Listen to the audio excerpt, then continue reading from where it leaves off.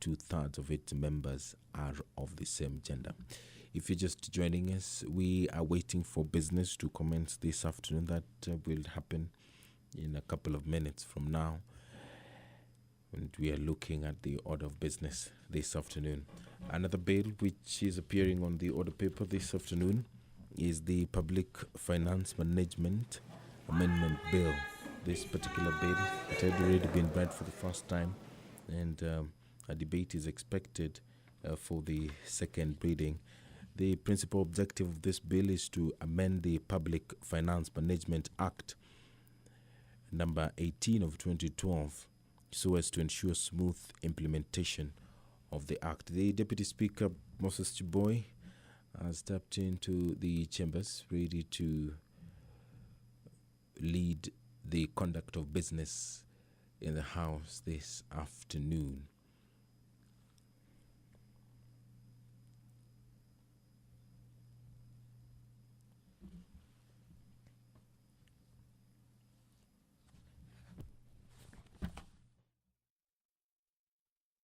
Almighty God, whom in your wisdom and goodness have appointed the offices of leaders and parliaments for the welfare of the public.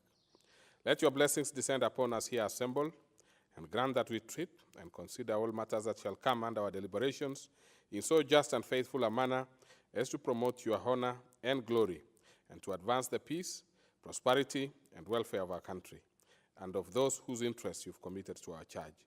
Amen.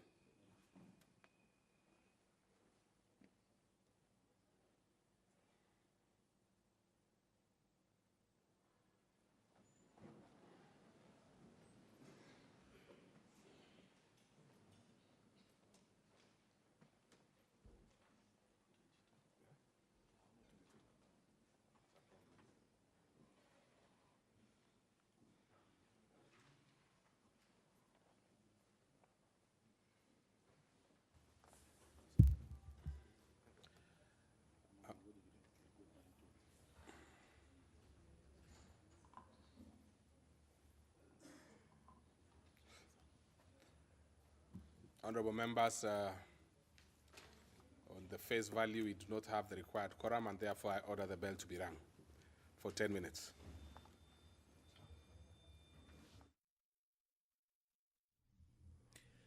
As we wait for quorum to be achieved, the Public Finance Management Amendment Bill, National Assembly Bill number 51 of 2017, will also be debated. That is according to the order of business this afternoon. The principal object of this particular bill is to amend the Public Finance Management Act number 18 of 2012 so as to ensure smooth implementation of that particular act. Also appearing in the order of business this afternoon is the Circle Societies Amendment Bill of 2018. The bill has been submitted by the Cabinet Secretary for the National Treasury in line with the proposals announced in the budget for 2016-2017.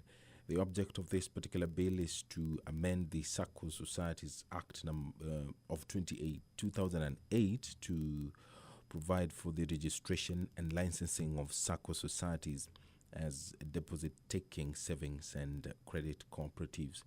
The bill further expands the current credit information sharing mechanism to include Circle Societies with other licensed financial institutions. This is intended, the act with the Banking Act, as well as the Microfinance Act of 2008, and bringing credit information sharing under a single regulatory framework. Quorum has been achieved. This broadcast is brought to you by the Parliamentary Broadcasting Unit in conjunction with the Kenya Broadcasting Corporation.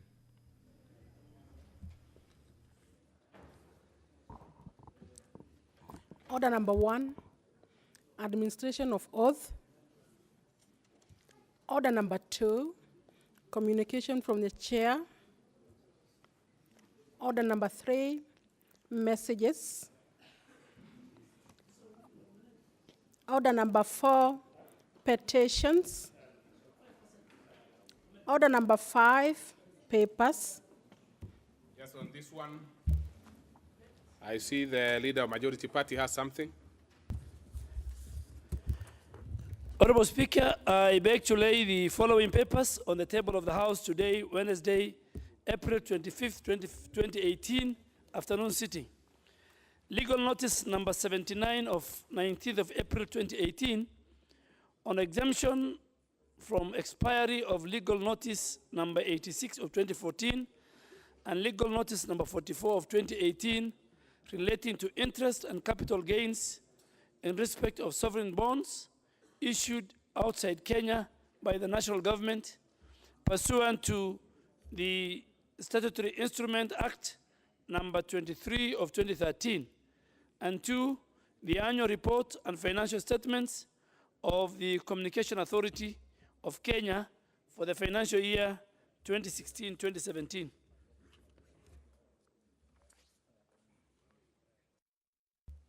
Very well. Next order.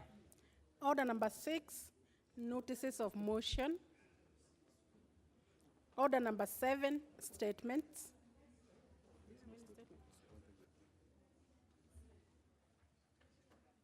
Order number 8, procedural motion, alternation of sittings. Yes, leader of Majority Party.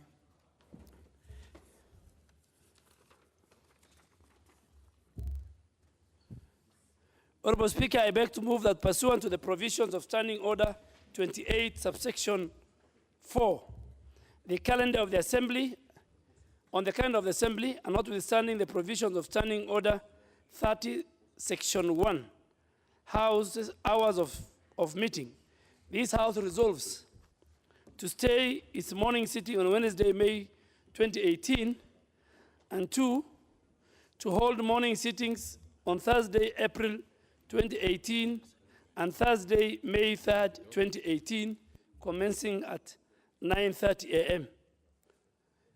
Mr. Speaker, the aim of staying the morning sitting on Wednesday, May 2nd, is because in the afternoon of that same day is a day where we'll be having a joint sitting of both houses of Parliament for the State of the Nation address by the President of the Republic of Kenya in accordance with Article 132, 1B and C of the Constitution of Kenya. And Mr. Speaker, in this regard, there will be need to clear the chamber in the morning to allow the clerk and the other state agencies time to prepare for the debate. A routine procedural motion which is made on such occasions. Because on Wednesday afternoon we'll have the joint sitting, then the clerk of both houses and other state agencies must have an opportunity to deal with the chamber. And when I say to deal with the chamber, is to make sure that the chamber is ready for that occasion, a very, very important parliamentary calendar. Number 2, Mr. Speaker, the second part of that motion is for us to hold 2 morning sittings, starting with tomorrow, Thursday, and that is to achieve, that is Thursday, April 26, 2018, and that is to allow, Mr. Speaker, as we sit this afternoon, the Budget Committee is receiving recommendations from the various departmental committees. So we want to give an opportunity to the Budget Committee to table their report tomorrow morning to consider the supplementary estimate 2 for the year 2017-2018. And then this after the Budget Appropriation Committee has consulted the various departmental committee in keeping with the requirement of Standing Order 235. And 235, Mr. Speaker, is subtitled Presentation of the Budget Estimates and Committal to Committees. To consider other bills, Mr. Speaker, next week, Mr. Speaker, on Tuesday will be a public holiday, and Wednesday will also be the State of the Nation address by the President. So we are going to lose those 2 days. And the only day remaining, Mr. Speaker, before we go on the long recess of the month of May is on Thursday the 3rd.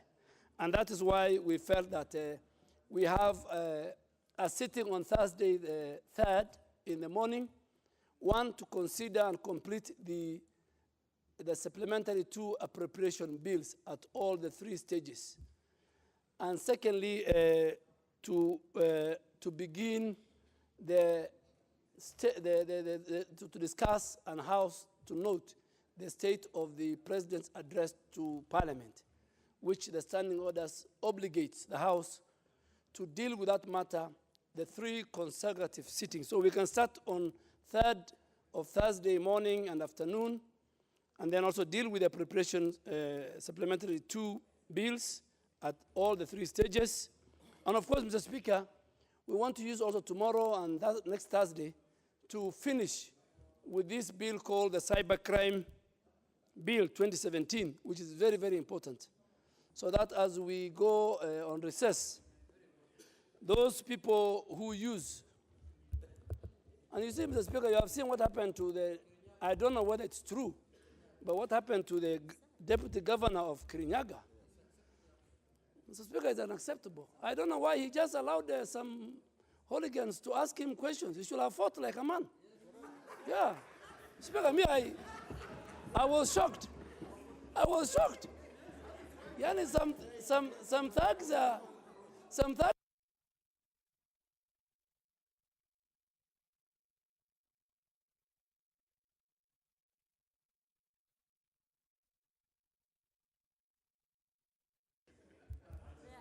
Yeah, Mr. Speaker, you know, I decided, like Honorable Wamalwa said, when I got that video last night, I locked myself inside my bedroom so that at least my kids cannot see what I was watching. But Mr. Speaker, the first thing that came into my mind as a pastoralist is that this guy is not a man enough. Yeah, there's something called self-defense. Yes, and Mr. Speaker, I looked this morning for there's a man who represents Mandela Wanaume. I am looking for him. We should not, that one is not part of us. That is not part of us. It doesn't belong to some of our pedigree, Mr. Speaker, because those guys, they look like thugs and hooligans. Speaker, and the police, Mr. Speaker, cannot say they are not aware of that. They must investigate that matter. It must be investigated, and the root matter of that should be, I mean, if it is the leader who has played around with his integrity, it should be told. If it is about extortion rings and thuggery, we should also know. So, Mr. Speaker, I must ask you a simple question. Yeah, that well, I'm relevant. You have actually brought in that one, and I'm wondering the relevance of that one to this procedural motion. Yes. Over adjournment.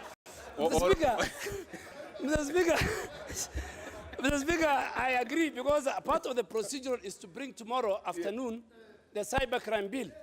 And the Speaker, technology was used in the wrong way by thugs. I mean, there was a recording. But Mr. Speaker, I said I must go unanswered. I represent men and women of integrity in this house.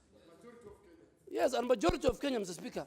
Speaker, so, Mr. Speaker, Honorable Anjala. So, no, Mr. Speaker, Honorable Member for Budalangi, he represents the men of men. Yes, he does.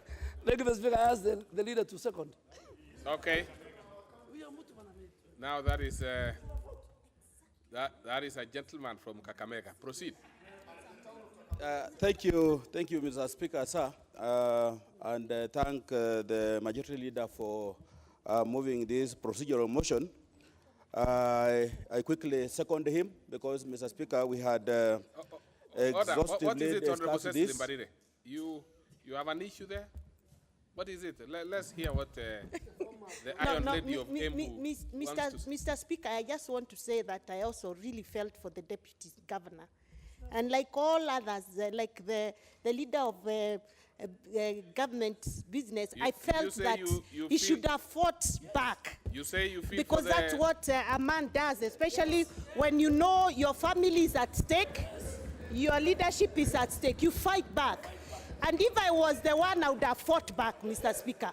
But the question I ask as a woman is, if it was a woman who was a DG, would this narrative be the way it is today? Certainly not.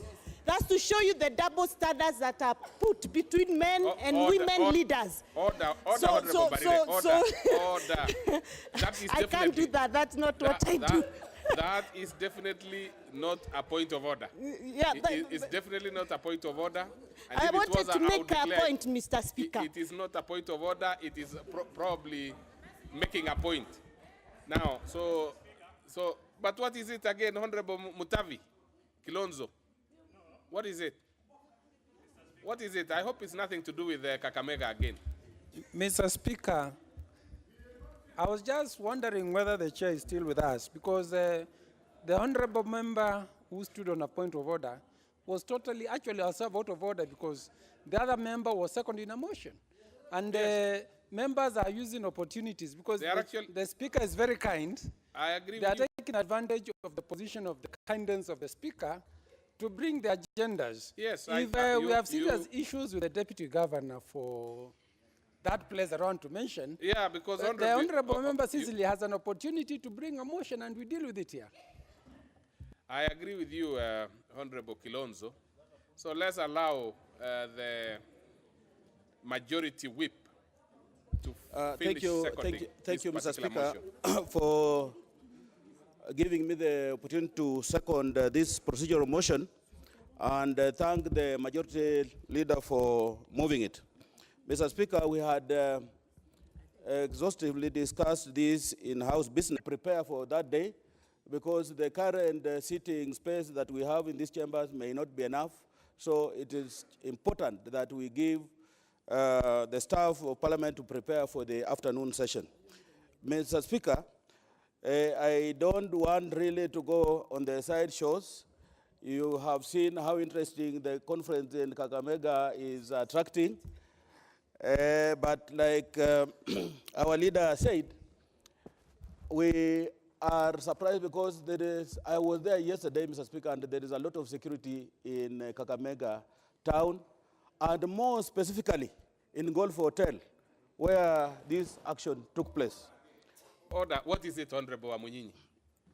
Really, I mean, there's nothing out of order. Mr. Speaker, I rise to seek your direction, Mr. Speaker. And the record must be put straight. Because the leader of majority has alluded to what is happening in Kakamega, Mr. Speaker. Those videos and whatever reporting that you have seen in the social media did not happen in Kakamega, Mr. Speaker. That happened elsewhere in Kirinyaga 2 months ago. Mr. Speaker, and nothing like that can happen in Kakamega. We don't do such things in Kakamega, Mr. Speaker. And the record should be put straight, Mr. Speaker. You know, my difficulty, my difficulty, honorable members, my real difficulty is because I am not privy to any information, one way or the other. Now the leader of majority says it happened in Kakamega, and people and the people are fleeing. And you yourself, you are saying it happened somewhere in Kirinyaga. Now that is the one word against the other. Proceed and finalize. Because I mean, Mr. Speaker, sometimes. Mr. Speaker, How do you know? Mr. Speaker, I just want to urge members that let us first of all see, I see a lot of of this excitement motion on this particular issue. before we have the interjection. Now you see, even the majority whip cannot finish because the minority whip is also placing an intervention. What is it again, Honorable Junet? You don't come from Kakamega yourself, so you can, and neither do you come from Kirinyaga. Mr. Speaker, I agree that that matter was a matter of national importance, Mr. Speaker.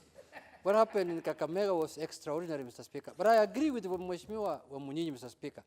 People in Kakamega do it in Muliro Forest. Not in that place, Mr. Speaker.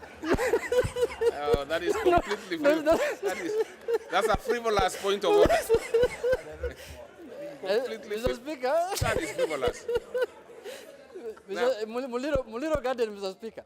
But Mr. Speaker, the way Honorable Mr. Speaker, Honorable with Anjala, all you those out of interruptions, order, Honorable Anjala. Mr. Speaker, with all those interruptions, I want members to be careful on when they are talking about Kakamega. because we Now must you be are opening handled it with up again respect, and Mr. we have Speaker. sealed that thing. Yeah, because Mr.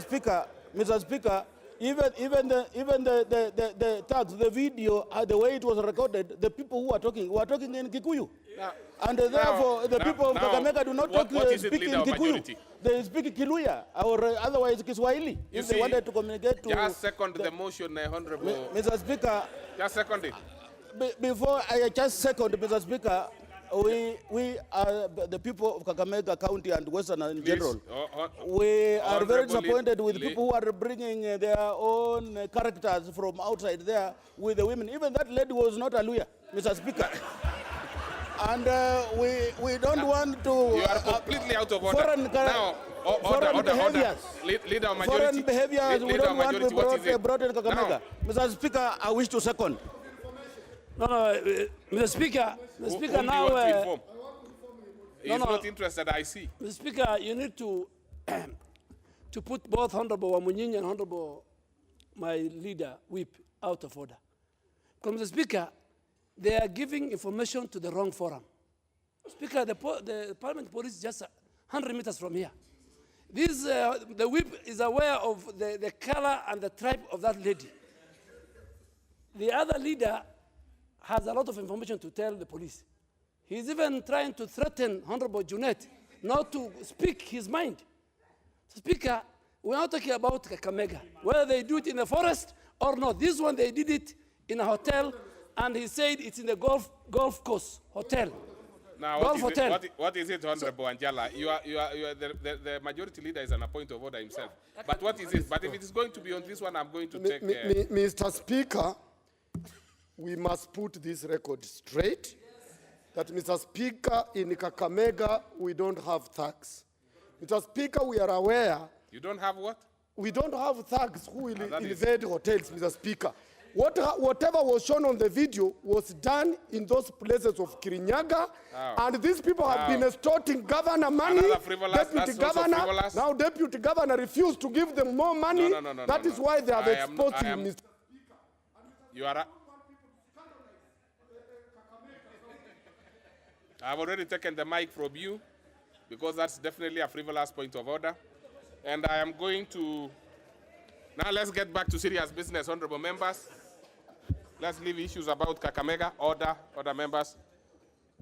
I want to propose a question which is that pursuant to the provisions of Standing Order 28.4, that is calendar of the Assembly, and notwithstanding the provisions of Standing Order 31, hours of meeting, this House resolves, Roman 1, to stay the morning sitting of Wednesday, May 2nd, 2018, and 2, to hold morning sittings on Thursday, 26th April 2018, and Thursday, May 3rd, 2018, commencing at 9:30 a.m. I proceed to put the question, which is that pursuant to provisions of Standing Order 28.4, and notwithstanding the provision of Standing Order 31, this House resolves the following. 1, to stay its morning sittings of Wednesday, May 2nd, 2018, and 2, to hold the morning sittings on Thursday, April 26, 2018, and Thursday, May 3rd, 2018, commencing at 9:30 a.m. Will as many as of that opinion say aye? Aye. Many as of a contrary opinion say nay? Nay. The ayes have it. Okay. Next order. Okay. Question to be proposed, notice of recommittal of clause 84 given. Very well. So I propose the question, which is that this House do agree with the report of the Committee of the Whole House on its consideration of the Energy Bill, National Assembly Bill number 50 of 2017. What is your point of order, Honorable Pukose? And it has to be specific to this one. I don't want to talk about the Kakamega issue, Mr. Speaker, because the reason is that somebody found in that position produces adrenaline, which prepares him for flight, fright, and fight. Only that in this case, the fright was more than the fight. Honorable Speaker, I give the motion of recommittal that the motion for agreement with the report of the committee of the whole House be amended by inserting the following words, subject to recommittal of clause 84. And I ask Honorable Manje to second.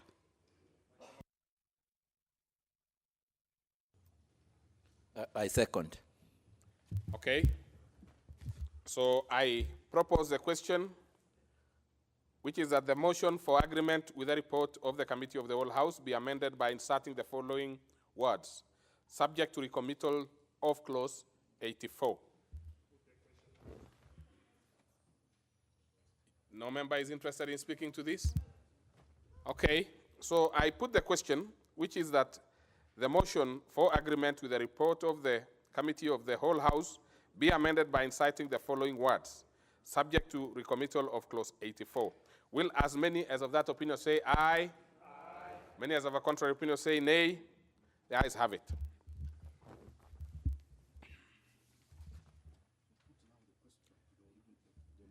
Okay. Now, honorable members, I will put the question, which is that the House do agree with the report of the Committee of the Whole House on its consideration of the Energy Bill, National Assembly Bill number 50 of 2017, subject to recommittal of clause 84. Will as many as of that opinion say aye? Aye. Many as of a contrary opinion say nay? The ayes have it. Shikunga High School, Ikolomani constituency of Kakamega County. Kakamega County.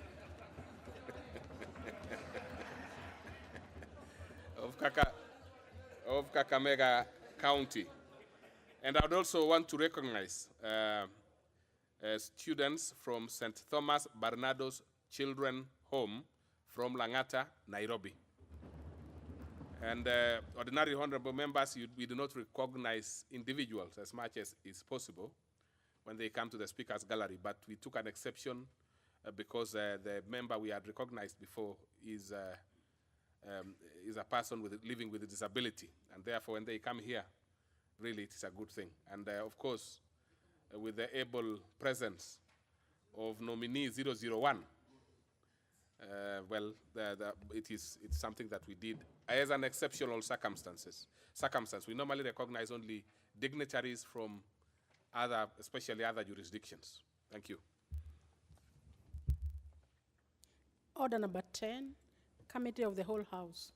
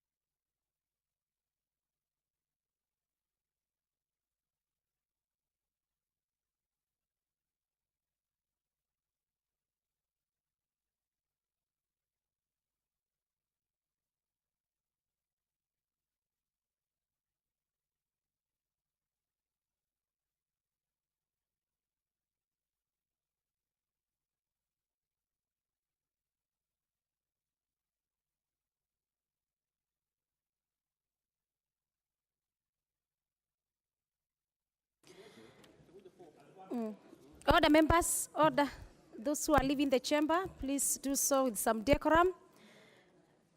Order, members, honorable members, we are in the Committee of the Whole House, and at this, to look at the Energy Bill, National Assembly Bill number 50 of 2017, and this time the recommittal clause number 84.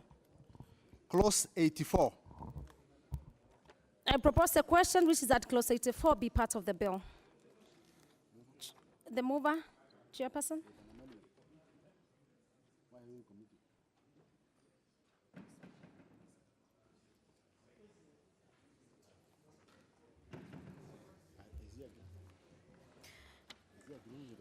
Chair, are you agreeing with the amendment in your recommittal, or what is your input to the recommittal of clause 84? I propose that be amended as per the recommittal.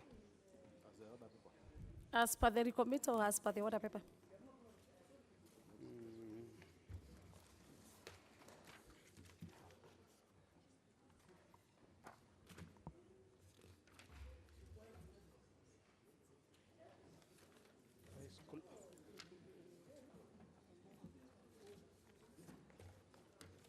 Where is the energy bill?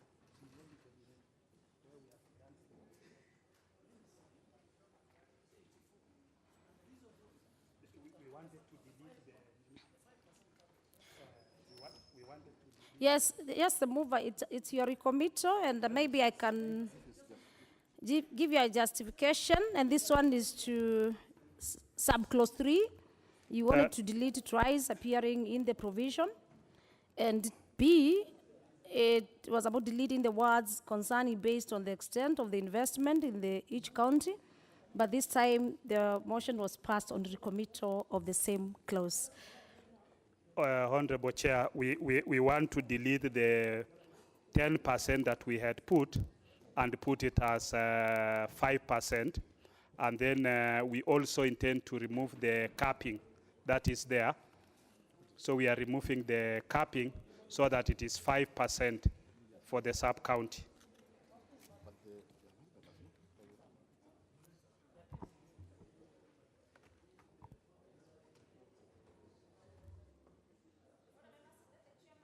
Yes.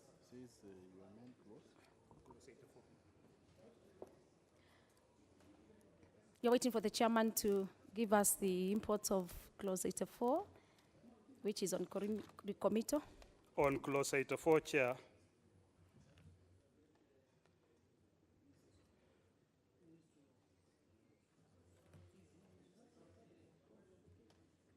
On sub-clause 3, that any royalty received by the national government from geothermal energy produced under this section shall be paid into the treasury of the national government and apportioned between the national government and county government and the local community as follows.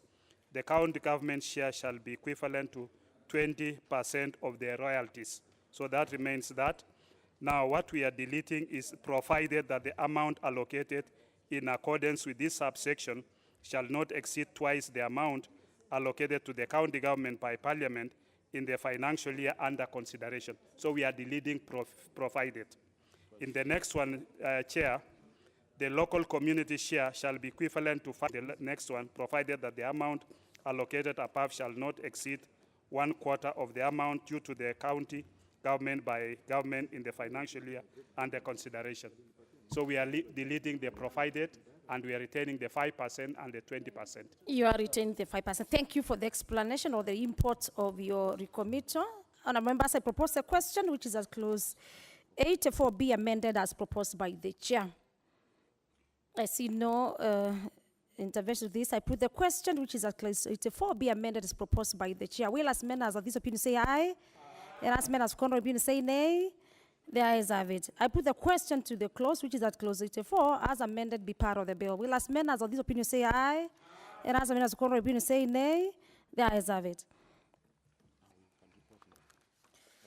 And I remember that was one of the clause that you are recommitting in the energy bill. Then we need to report. The mover to report.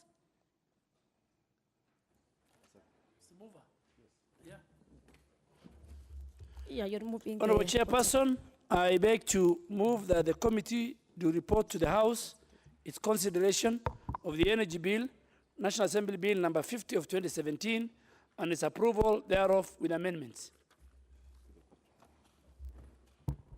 The members, I put the question for reporting, which is that the committee do report to the House its considerations of the Energy Bill, National Assembly Bill number 50 of 2017, and its approval thereof with amendments. Will as many as are of this opinion say aye?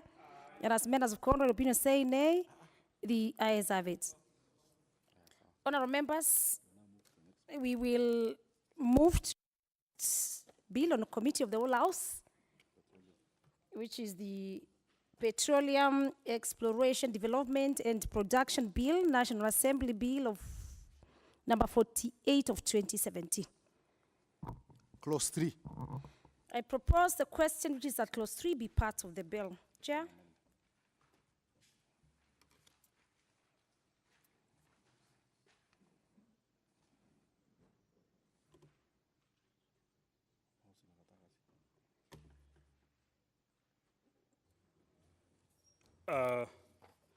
Chair, I propose that clause 3 of the bill be amended by inserting the words midstream and downstream immediately after the words all upstream appearing in subclause 1, and B by deleting subclause 2.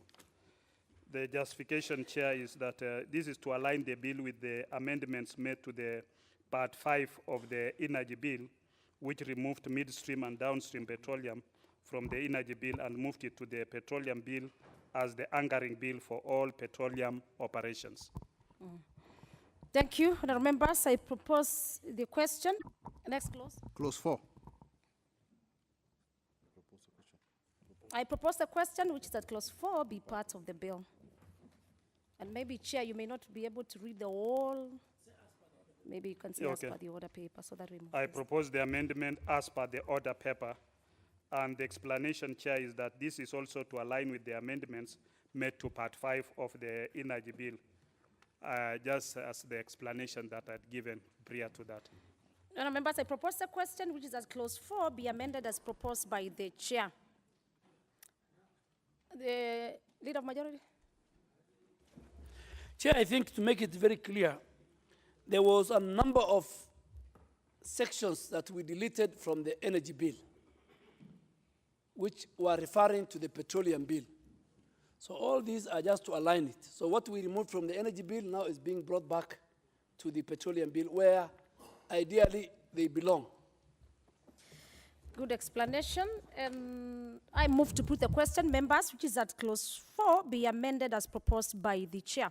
Will as members of this opinion say aye? As members of contrary opinion say nay? The ayes have it. I put the question to the clause which is at clause 4, as amended be part of the bill. Will as many as of this opinion say aye?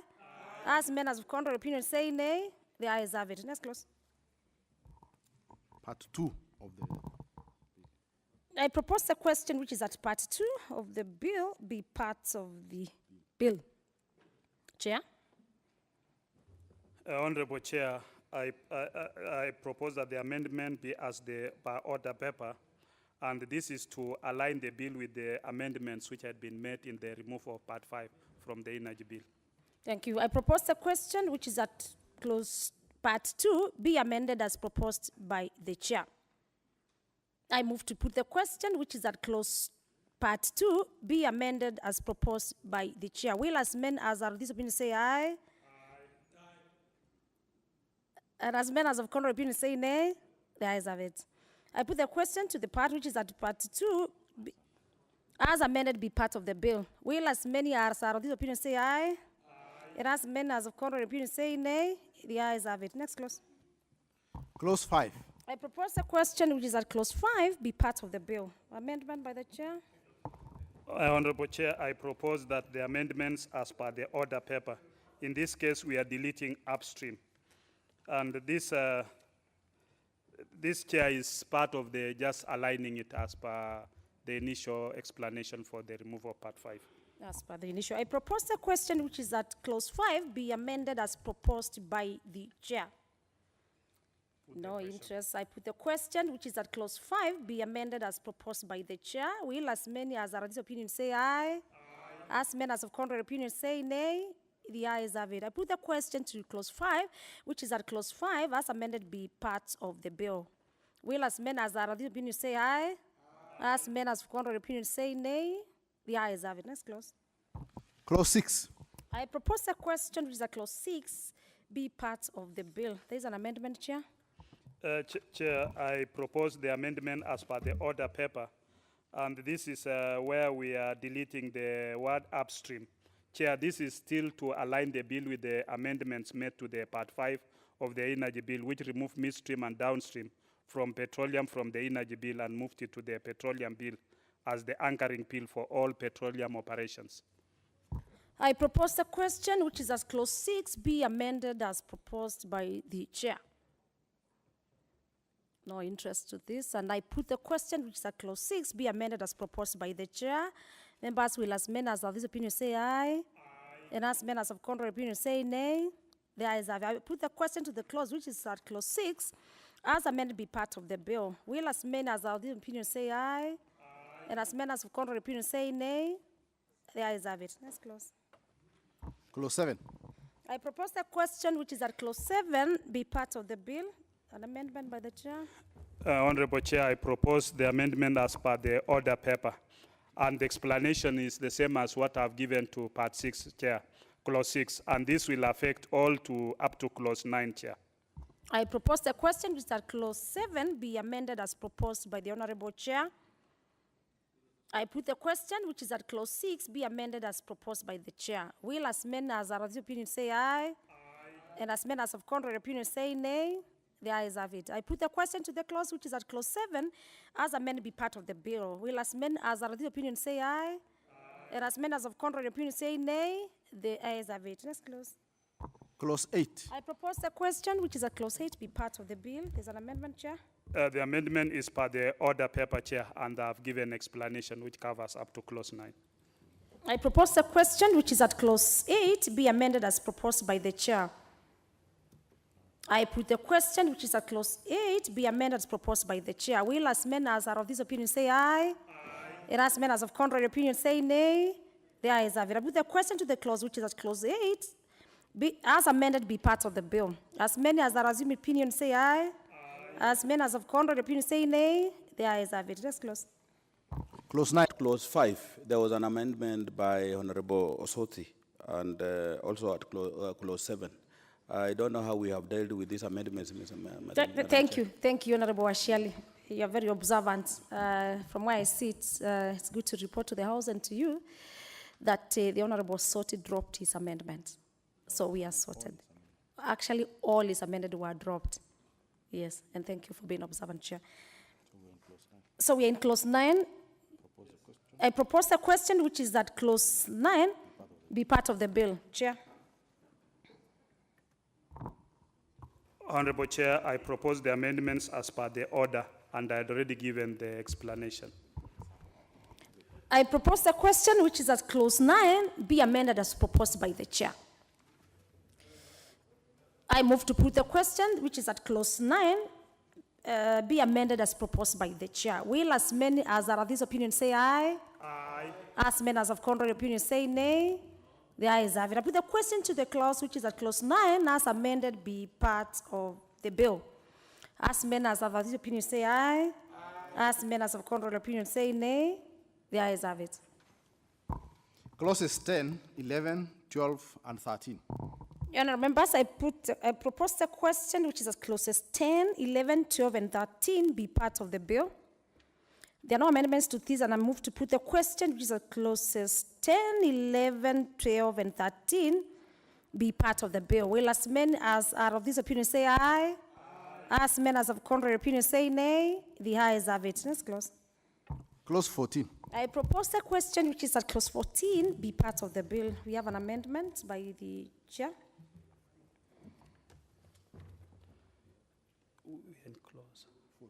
We are in clause 14. Your amendment?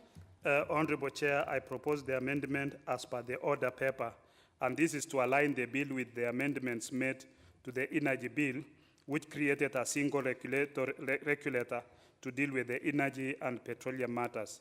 The amendment here hence deletes the Upstream Petroleum Regulatory Authority, UPRA. Yeah, correct. I propose the question, which is at clause 14, be amended as proposed by the chair. Put the question. I put the question, which is at clause 14, be amended, which is deletion by the chair. Will, as men as for this opinion, say aye. Aye. And as men as a contrary opinion, say nay. The ayes have it. I put the question that which is at clause 14 be deleted. I must repeat myself for the sake because the amendment is about deletion. Or members, I put the question for the sake of answer that clause 14 be deleted. As many as of this opinion say aye. Aye. As many as of contrary opinion say nay. The ayes have it. Clause 15. Clause 15. I propose the question which is at clause 15 be part of the bill. Chair?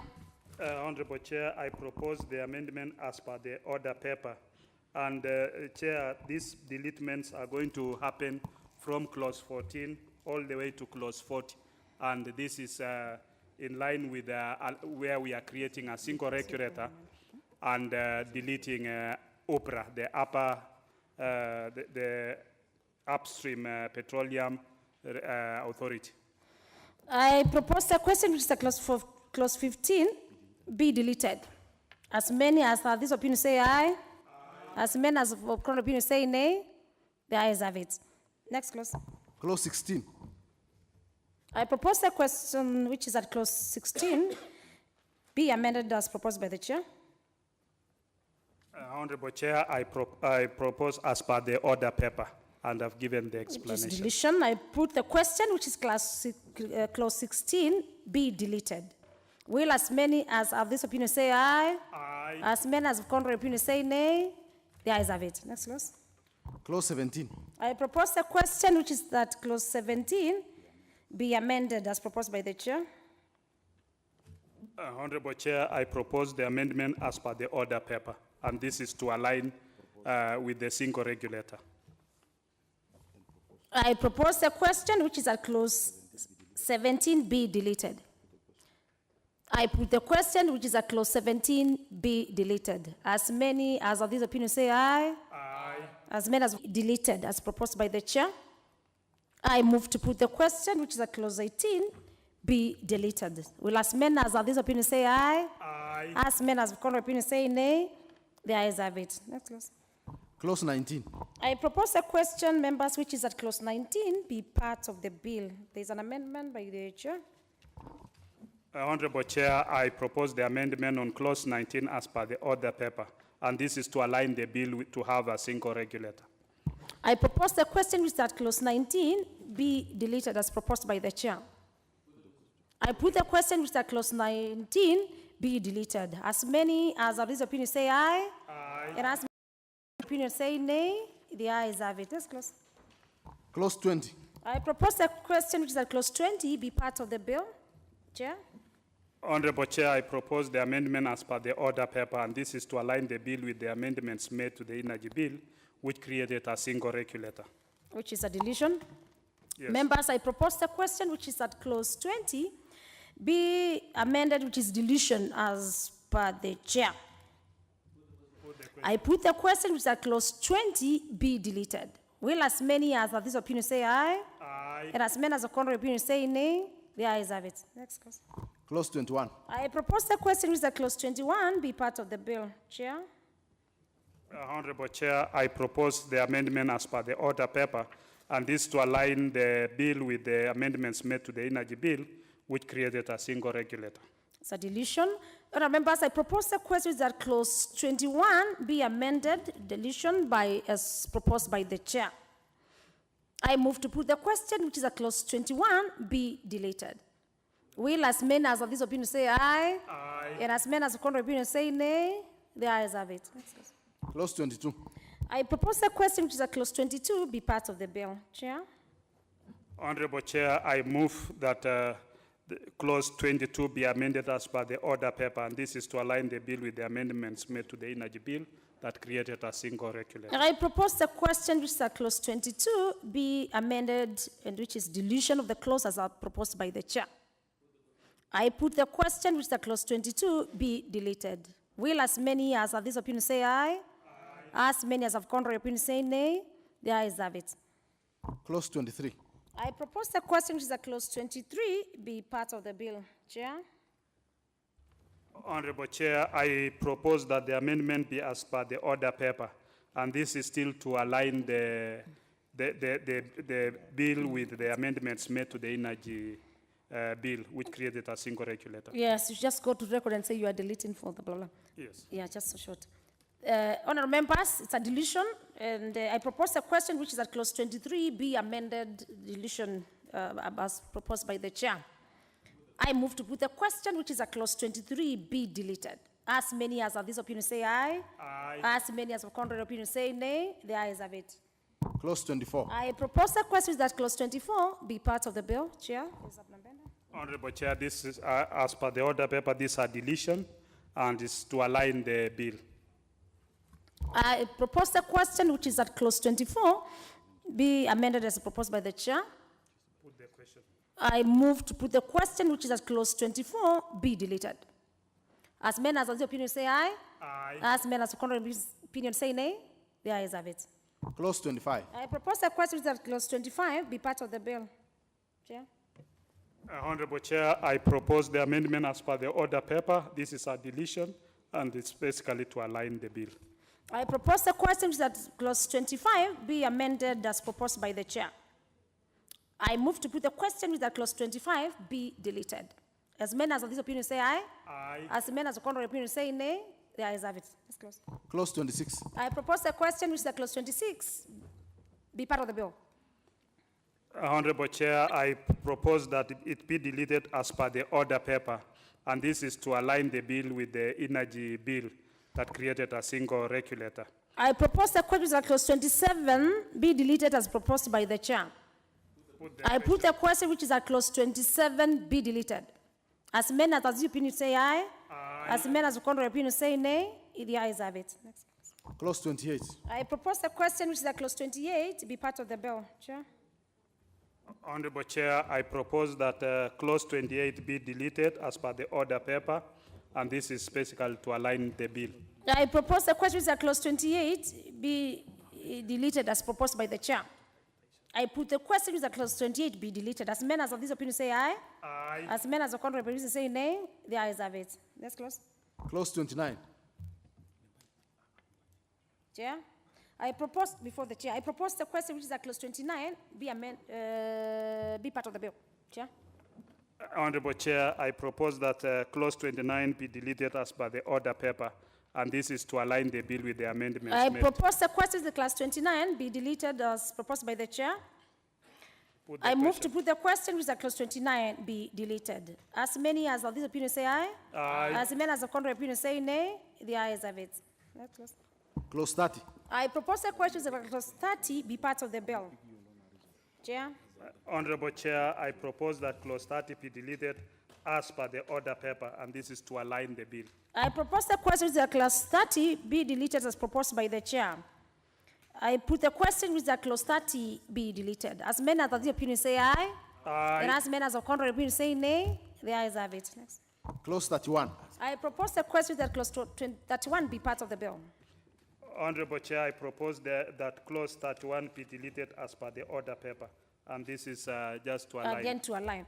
Propose a question which is that clause 31 be deleted as amended by the chair.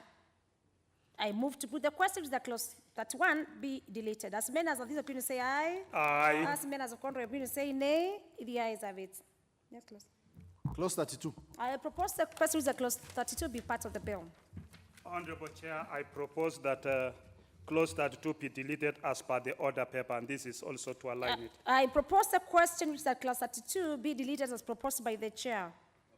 I put the question which is that clause 32 be deleted. As many as of this opinion say aye. Aye. As many as of contrary opinion say nay. The ayes have it. Next clause. Clause 33. I propose a question which is that clause 33 be part of the bill. Chair. Honorable Chair, as per the amendment to clause 33 by deleting, and this is to align it. I propose the question which is that clause 33 be deleted as proposed by the chair. Put the question which is that clause 33 be deleted. As many as of this opinion say aye. Aye. As many as of contrary opinion say nay. The ayes have it. Next clause. Clause 34. I propose the question which is that clause 34 be part of the bill. Chairperson. Honorable Chair, clause 34 be deleted as per the order paper, and this is still to align. I propose the question which is that clause 34 be deleted as proposed by the chair. I put the question, which is at clause 34, be deleted. As many as of this opinion say aye. Aye. And as many as of contrary opinion say nay.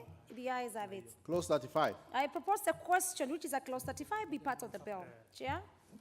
Honorable Chair, I propose that clause 35 be deleted as per the order paper, and this is still part of the alignment. I propose the question, which is at clause 35, be deleted as proposed by the chair. I move to put the question, which is at clause 35, be deleted. As many as this opinion say aye. Aye. And as many as of contrary opinion say nay. The ayes have it. Let's close. Clause 36. I propose the question, which is at clause 36, be part of the bill. Honorable Chair, I propose that clause 36 be deleted as per the order paper, I and this propose- is still to align it. Still to align. Members, I propose the question, which is at clause 36, be deleted as proposed by the chair. Put the question. I put the question, which is at clause 36, be deleted. As many as of this opinion say aye. Aye. As many as of contrary opinion say nay. The ayes have it. Next clause. Clause 37. I propose the question that clause 37 be part of the bill. Honorable Chair. Honorable Chair, Contrary opinion say nay. The ayes have it. Next clause. Clause 38. I propose the question, which is that clause 38 be part of the bill. Chairperson. Honorable Chair, I propose that the clause 38 be deleted as per the order paper, and this is still part of the alignment. Members, I propose the question, which is that clause 38 be deleted as proposed by the honorable chairperson. No interest to speak to this. I put the question, that clause 38 be deleted. As many as the opinion say aye. And as many as the contrary opinion say nay. The ayes have it. Next clause. Clause 39. I propose the question, which is that clause 39 be part of the bill. Chairperson. Honorable Chair, I propose that clause 39 be deleted as per the order paper, and this is still alignment. It's still aligned. Honourable members, I propose the question, which is that clause 39 be deleted as proposed by the chair. Put the question. I move to put the question, which is that clause 39 be deleted. Will as many as the opinion say aye? Aye. And as many as the contrary opinion say nay? The ayes have it. Next clause. Clause 40. I propose the question, which is that clause 40 be part of the bill. Honourable Chair, for amendment. Honorable Chair, I propose that clause 40 be deleted as per the order paper, and I this is pro- aligning it. Oh, it's still alignment. Honourable members, I propose the question, which is that clause 40 be deleted as proposed by the Honourable Chair. Put the question. No interest to speak to this. I move to put the question to clause 40, which is at clause 40, be deleted. Will as many as this opinion say aye? Aye. And as many as the contrary opinion say nay? The ayes have it. Next clause. Clause 40. 41. I propose the question, which is at clause 41, be part of the bill. Yes. Put the question. This one, honourable members, we have no amendments to this, and I move to put the question, which is at clause 41, be part of the bill. As many as this opinion say aye. As many as the contrary opinion say nay. The ayes have it. Next clause. Clause 42. I propose the question, which is at clause 42, be part of the bill. There's a proposed amendment, the chair, yes? Honorable Chair, I propose clause 42 be amended as per the order paper, and the amendment seeks to provide that the Cabinet Secretary shall consult with the National Upstream Petroleum Advisory Committee in constituting blocks. Honourable members, I propose the question, which is at clause 42, which is clause 42 as amended, be part of the bill. As many as of this opinion say aye. Aye. As many as of contrary opinion say nay. The ayes have it. Next clause. Clauses 43, 44, 45, 46, and 47. Honourable members, I propose the question, which is at clauses 43, clause 48, be amended as proposed by the chair. Will as many as the opinion say aye? Aye. As many as the contrary opinion say nay? The ayes have it. I put the question to the clause, which is at clause 48, as amended, be part of the bill. Will as many as the opinion say aye? As many as the contrary opinion say nay? The ayes have it. Next clause. Clauses 49 and 50. I propose the question, which is at clauses 49 and 50, be part of the bill. No amendment to this, and members, I put the question, which is at clauses 49 and 50, be part of the bill. Will as many as the opinion say aye? As many as the negative opinion say nay? The ayes have it. Next clause.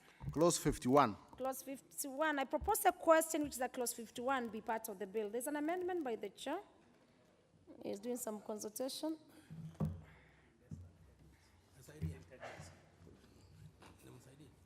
Honorable Chair, I propose that clause 51 be amended as per the order paper, and the amendment seeks to provide that the Energy and Petroleum Regulatory Authority.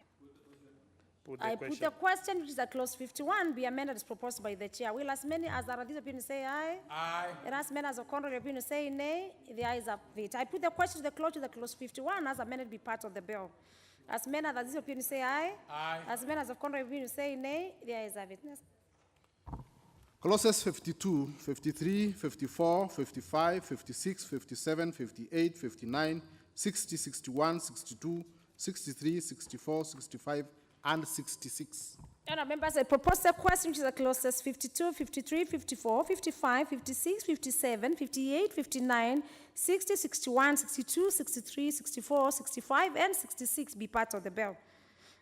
And members, there is no amendment to the clauses. I move to put the question with the clauses 52, 53, 54, 55, 56, 57, 58, 59, 60, 61, 62, 63, 64, 65, and 66 be part of the bill.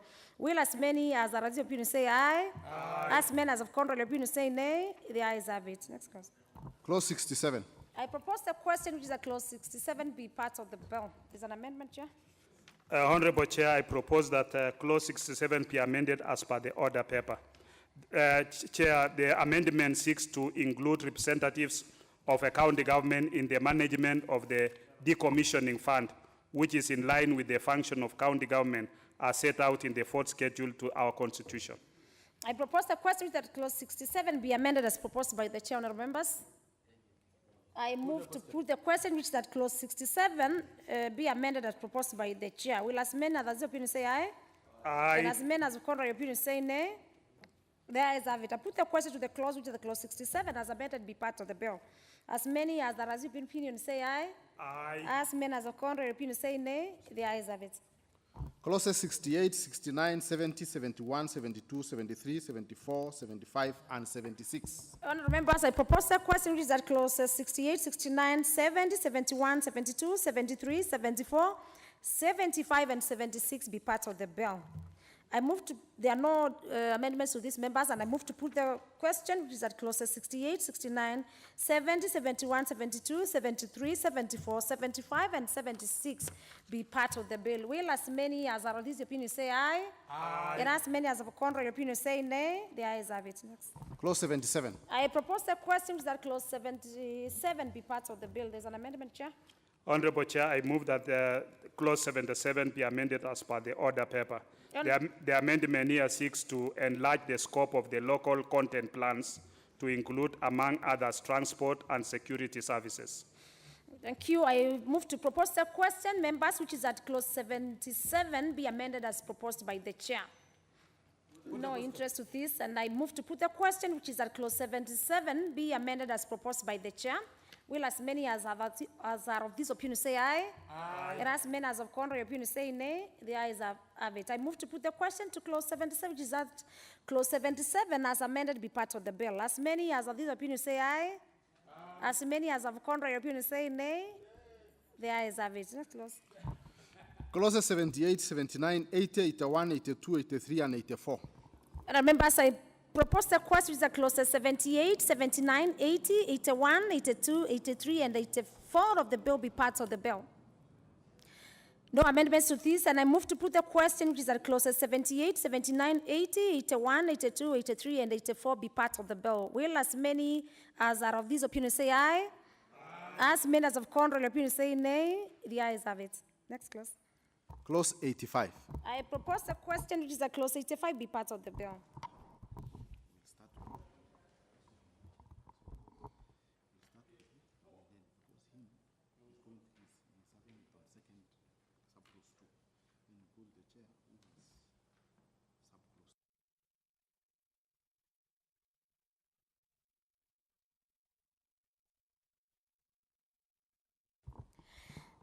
Members, to this clause, we have 3 amendments, but we'll move with them in the sequence, sub-clause by sub-clause. And of course, with the proposed members who have proposed, we start with the Honorable James Lomenin. And he's trying to delete the proviso for sub-clause 2. Madam Speaker, we agreed with the chair to move we have changes that we have made, so we ask the chair to move first. After he has moved the amendment, he has us, which is owned by the committee, then I move the second section. Yes. Yes, we have made changes, chair. Let chair first to move.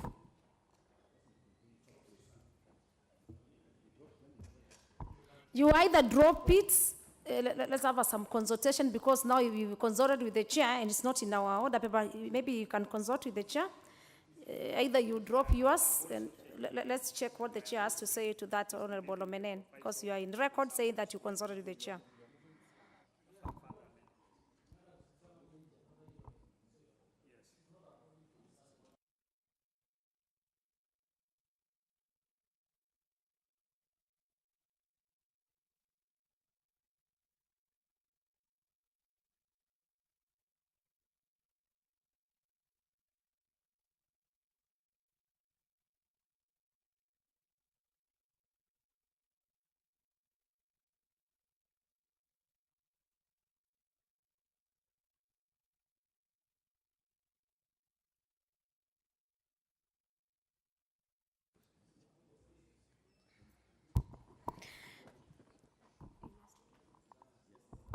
Honorable Lomenen, in the other paper, you had a proposed amendment, and it's in record that you've agreed with the chair. So it is only important that you to record that you are dropping your amendment, so that now the chair can take over and move your amendment together with other amendments, because they are like.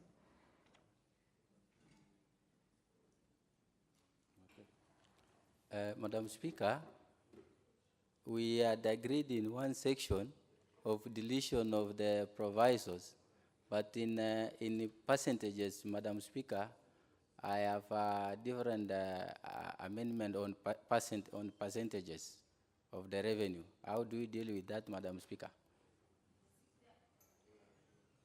The amendment that we have, you have already proposed, and it is in the order paper? Yes, it is in the order paper. So are you withdrawing for the chair to move, or you want to move your amendment? I am withdrawing 3/4 of the amendment to the chair. You are withdrawing 3/4? Yes, a quarter of it, Madam Speaker, I have to move it. Which one are you withdrawing? I'm withdrawing, The 3/4 that you withdrawing can. those ones of the provisos, deletion of the provisos. I have given it to the chair. And then you remain with which one? I remain with the percentage, Madam Speaker. So let it go into record that Honorable James Lomenen, you are withdrawing the amendments in subclause 2. Yes. And remaining with the amendment in subclause 3. I am withdrawing the provisions in subsection in 2 and also in 3. Yes. Only percentages that are the ones that are moving. So you select with? Because provisions are both in 2 and 3. Then just go into record with what you, just that you are Yes. withdrawing those ones, the Yes. subclause 2 and subclause Yes. 3. Yes. Yes. Yes, Madam Speaker. Yes. No, it's you now to go into record. Yes, I have withdrawn those ones of deletion, Madam Speaker, on section Subclause? subclause 2 and then subclause 3. The provisos. Yeah, the provisos. Thank you, honorable members. It's in the record that the Honorable James Lomenen has withdrawn the subclauses on the proviso for subclause 2 and 3. And now that I call the chair to move your amendment. Honorable Chair, I want to move my amendment in an amended fashion, that clauses 85 of the bill be amended by A, deleting the proviso appearing in subclause 2, B, deleting the proviso appearing in subclause 3, C, deleting the words government share appearing in subclause 3, and substituting therefore the words national government share. D, inserting a new subclause immediately after subclause 4, this becomes subclause 5, that Parliament shall review the percentages under this section within 10 years. I propose a question, which is that clause 85 be amended as proposed by the chair, and of course in record with the further amendment that he has put with it. Put the question. I put the question, which is that clause 85 be amended as proposed by the chair. As many as of this opinion say aye. Aye. As many as of contrary opinion say nay. The ayes have it. We have the amendment by the Honorable Joyce Emanuel. Honorable members, Honorable Joyce Emanuel is not in the House, and so this amendment as a procedure of the House is dropped.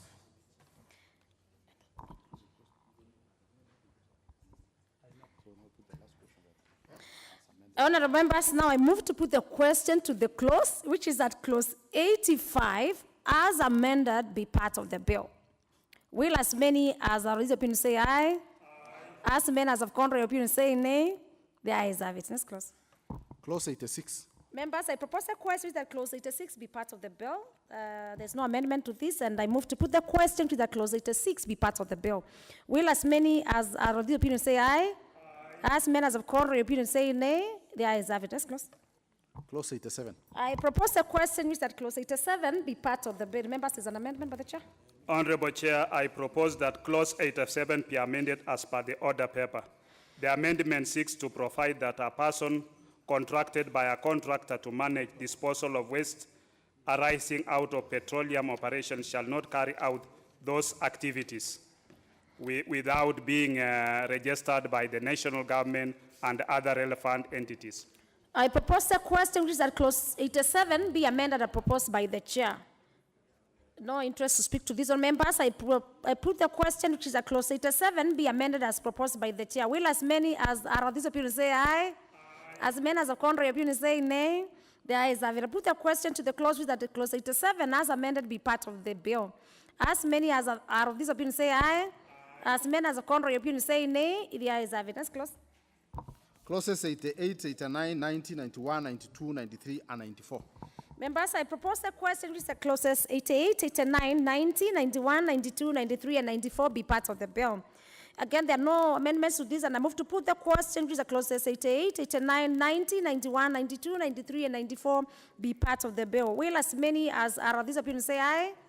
As many as of contrary opinion say nay? The ayes have it. Next clause. Clause 95. Members, I propose the question, which is a clause 95, be part of the bill. There is an amendment by the chair. Honorable Chair, I propose that clause 95 be amended as per the order paper. I propose... The amendment here seeks to provide that as far as is practicable, the contractor shall involve the authority, National Environment Management Agency, the Council of Governors, and the relevant local communities in the preparation of emergency preparedness measures. Members, I propose a question which that the clause 95 be amended as proposed by the chair. No interest to speak to this, and I move to put the question which is that clause 95 be amended as proposed by the chair. As many as of this opinion say aye? Aye. As many as of contrary opinion say nay? The ayes have it. I put the question to the clause which is that clause 95 as amended be part of the bill. As many as are of this opinion say aye? As many as of contrary opinion say nay? There is have it. Other members, the members of the committee, you must be in the House, and other members, you know we take a vote by either a yes or a nay for it to be on record. That's close. Clause 96. I propose a question which that clause 96 be part of the bill. There is an amendment, Chair. Honorable Chair, the amendment as per the order paper on clause 96. And the justification for this, Chair, is that the amendment seeks to provide that disaster preparedness, prevention, and management unit shall, in liaison with the contractor, carry out public awareness and sensitization forums for local communities resident in areas surrounding ongoing upstream operations. I propose a question which is that clause 96 be amended as proposed by the chair. Other members, I put the question which is that clause 96 be amended as proposed by the chair. As many as of this opinion say aye, and as many as of contrary opinion say nay. The ayes have it. I put the question to the clause with the clause 96 as amended be part of the bill. As many as are of this opinion say aye. Aye. As many as of contrary opinion say nay. The ayes have it. Let's close.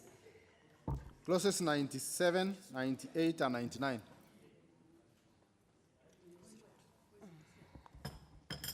Honourable members, I propose a question which is clauses 97, 98, and 99 be part of the bill. I see no amendments to this, and I move to put a question which is as clauses 97, 98, and 99 be part of the bill. As many as are of this opinion say aye. Aye. As many as of contrary opinion say nay. The ayes have it. Yes. Part 9. I propose a question which is part 9 be part of the bill. There's an amendment to the part. Honorable Chair, I propose that the amendment as per the order paper. And the amendment here seeks to align the bill with the amendments made to Part 5 of the Energy Bill, which removed midstream and downstream petroleum from the Energy Bill and moved it to the Petroleum Bill as the authorized anchoring bill for all petroleum operations. I propose a question which is that part 5, part 9 be amended as proposed by the chair. Honourable members, I put the question that part 9 be amended as proposed by the chair. Will as many as are this opinion say aye? Aye. As many as a contrary opinion say nay? The ayes have it. I put the question to the part which is that part 9 be as amended be part of the bill. Will as many as are this opinion say aye? Aye. As many as of contrary opinion say nay? The ayes have it. Next, please. Clause 100. I propose the question which is that clause 100 be part of the bill. Chair, there's an amendment. Honorable Chair, I propose that the amendment to clause 100 as per the order paper. The amendment seeks to create clarity on the provision relating to access to land and provide mechanisms that will ensure access to information where an owner cannot be traced. I propose the question which is a clause 100 be amended as proposed by the chair. No interest to speak to this. I put the question which is a clause 100 be amended as proposed by the chair. Will as many as the opinion say aye? Aye. As many as contrary opinion say nay? The ayes have it. I put the question to the clause 100 as amended be part of the bill. Will as many as are of this opinion say aye? Aye. And as many as of contrary opinion say nay? The ayes have it. Next clause. Clause 101. I propose the question with the clause 101 be part of the bill. Amendment by the chair. Honorable Chair, I propose that clause 101 be amended as per the order paper. The amendments here seek to provide that compensation for any damage to land shall be done in accordance with the law and shall be prescribed by regulations. Honourable members, I propose the question that clause 101 be amended as proposed by the chair. I put the question which is that clause 101 be amended as proposed by the chair. Will as many as are of this opinion say aye? Aye. And as many as of contrary opinion say nay? The ayes have it. I put the question to the clause which is that clause 101 as amended be part of the bill. As many as are of this opinion say aye? Aye. As many as of contrary opinion say nay? The ayes have it. Next. Clause 102. I propose the question which is that clause 102 be part of the bill. Chairperson. Honorable Chair, I propose that clause 102 be amended as per the order paper. The amendment seeks to include midstream and downstream operations in the provisions relating to development of petroleum operations. I propose the question that clause 102 be amended as proposed by the chair. I move to put the question that clause 102 be amended as proposed by the chair. Will as many as are of this opinion say aye? Aye. And as many as of contrary opinion say nay? The ayes have it. I put the question which is that clause 102 as amended be part of the bill. As many as are of this opinion say aye? Aye. And as many as of contrary opinion say nay? The ayes have it. Next. Clause 103. I propose the question which is that clause 103 be part of the bill. Amendment by the chair. Honorable Chair, I propose that clause 103 be amended as per the order paper. Justification, Chair, is that the amendment seeks to include midstream and downstream operations in the provisions relating to development of petroleum operations. Members, I propose the question with the clause 103 be amended as proposed by the chair. I move to put the question with the clause 103 be amended as proposed by the chair. Will as many as are of this opinion say aye? Aye. As many as of contrary opinion say nay? The chair, you should be able to control your TV. Otherwise, we'll think this is your own amendment. It's not a position. I put the question, which is that clause 103 be amended as proposed by the chair. Will as many as are of this opinion say aye? Aye. And as many as of contrary opinion say nay? The ayes have it. I put the question to the clause, which is that clause 103 as amended be part of the bill. Will as many as are of this opinion say aye? Aye. And as many as of contrary opinion say nay? Say aye? And as many as of contrary opinion say nay, the ayes have it. Next clause. Clause 105. I propose the question that clause 105 be part of the bill. Honorable Chair, I propose that clause 105 be amended as per the order paper. The justification here, Chair, is that the amendment seeks to provide that where petroleum infrastructure is removed, the surface of the land shall forthwith be restored to its former condition as far as possible by the contractor or licensee, and in default thereof, restoration may be carried out by the owner of the land, and the cost thereof shall be recoverable from the contractor or licensee. Thank you. I propose a question which is at clause 105 be amended as proposed by the chair. I put the question which is at clause 105 be amended as proposed by the chair. Will as many as are of this opinion say aye? Aye. As many as of contrary opinion say nay? The ayes have it. I put the question to the clause which is at clause 105 be amended as amended be part of the bill. Will as many as are of this opinion say aye? Aye. As many as of contrary opinion say nay? The ayes have it. Let's close. Clause 106. Honourable members, I propose a question that clause 106 be part of the bill. Amendment by the chair. Honorable Chair, I propose that clause 106 be amended as per the order paper, and the justification, Chair, is that the amendment seeks to include midstream and downstream operations in the provisions relating to compensation for damage. Honourable members, I propose a question which is at clause 106 be amended as proposed by the chair. Put the question. I put the question which is at clause 106 be amended as proposed by the chair. Will as many as are of this opinion say aye? Aye. And as many as of contrary opinion say nay? The ayes have it. I put the question to the clause which is at clause 106 as amended be part of the bill. Will as many as are of this opinion say aye? Aye. And as many as of contrary opinion say nay? The ayes have it. Let's close. Clause 107. Members, I propose the question which the clause 107 be part of the bill. Amendment by the chair. Honorable Chair, I propose that clause 107 be amended as per the order paper. The justification, Chair, is that the amendment seeks to include midstream and downstream operations in the provisions relating to installation of petroleum infrastructure. Honourable members, I propose the question which that clause 107 be amended as proposed by the Honourable Chair. I put the question which the clause 107 be amended by the Honourable Chair. Will as many as are of this opinion say aye? Aye. And as many as of contrary opinion say nay? The ayes have it. I put the question to the clause 107 as amended be part of the bill.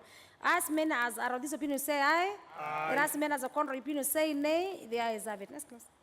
Clause 108. Honourable members, I propose the question which is at clause 108 be part of the bill. Chair. Honorable Chair, I propose that clause 108 be amended as per the order paper. The amendment here, Chair, seeks to include midstream and downstream operations in the provisions relating to compulsory acquisition of land. Honourable members, I propose the question which is at clause 108 be amended as proposed by the chair. I put the question which is at clause 108 be amended as proposed by the chair. Will as many as are of this opinion say aye? As many as of contrary opinion say nay? The ayes have it. I put the question to the clause which is at clause 108 as amended be part of the bill. Will as many as are of this opinion say aye? Aye. And as many as of contrary opinion say nay? The ayes have it. Let's close. Clause 109. Members, I propose the question which is at clause 109 be part of the bill. Amendment by the chair. Honorable Chair, I propose that clause 109 be amended as per the order paper.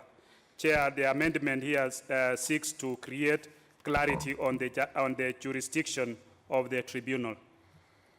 On the tribunal. Members, I propose the question which is at clause 109 be amended as proposed by the chair. I put the question which is at clause 109 be amended as proposed by the chair. Will as many as are of this opinion say aye? And as many as of contrary opinion say nay? The ayes have it. I put the question to the clause which is clause 109 as amended be part of the bill. Will as many as are of this opinion say aye? Aye. And as many as of contrary opinion say nay? The ayes have it. Let's close. Clauses 110, 111, and 112. Members, I propose a question which is at clauses 110, 111, and 112 be part of the bill. No amendment to this, and so I move to put the question which is at clauses 110, 111, and 112 be part of the bill. Will as many as are of this opinion say aye? Aye. And as many as of contrary opinion say nay? The ayes have it. Next clause. Clause 113.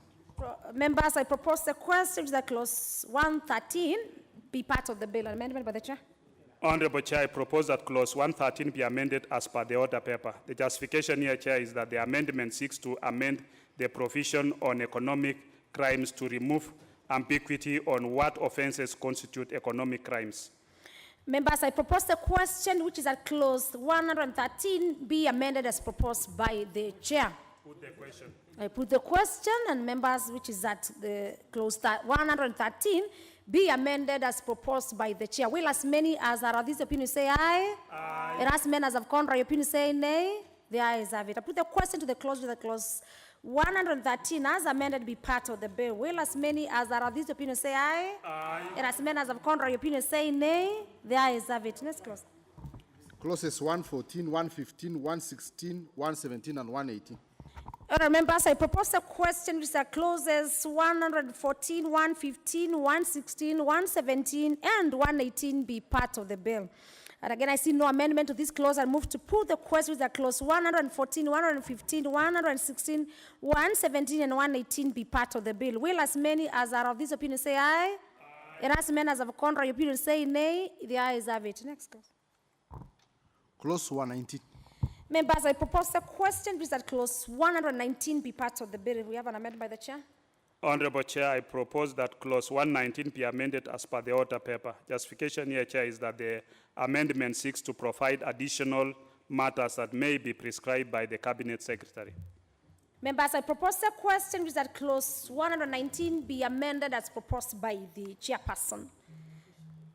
I move to put the question with that clause 119 be amended as proposed by the chairperson. Will as many as are of this opinion say aye? Aye. And as many as of contrary opinion say nay? The ayes have it. I put the question which is at clause 119 as amended be part of the bill. Will as many as are of this opinion say aye?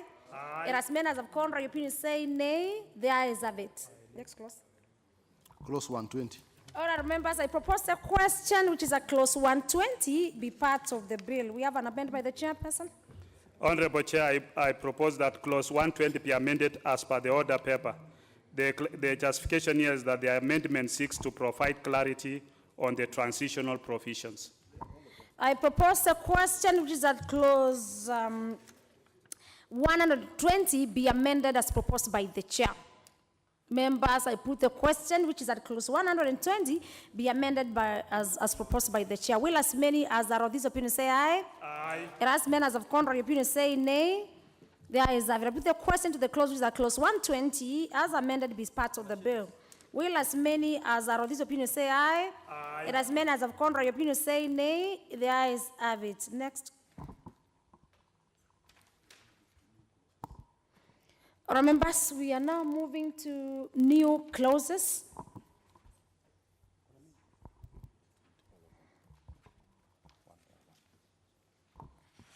New part 8A. Honourable members, I propose the question which that the new part 8A be now read a second time. I move to put the question which. Oh, there's a second reading. Yes, yes, it's going to be read a second time. We are on new clauses. Honourable Chair, please read.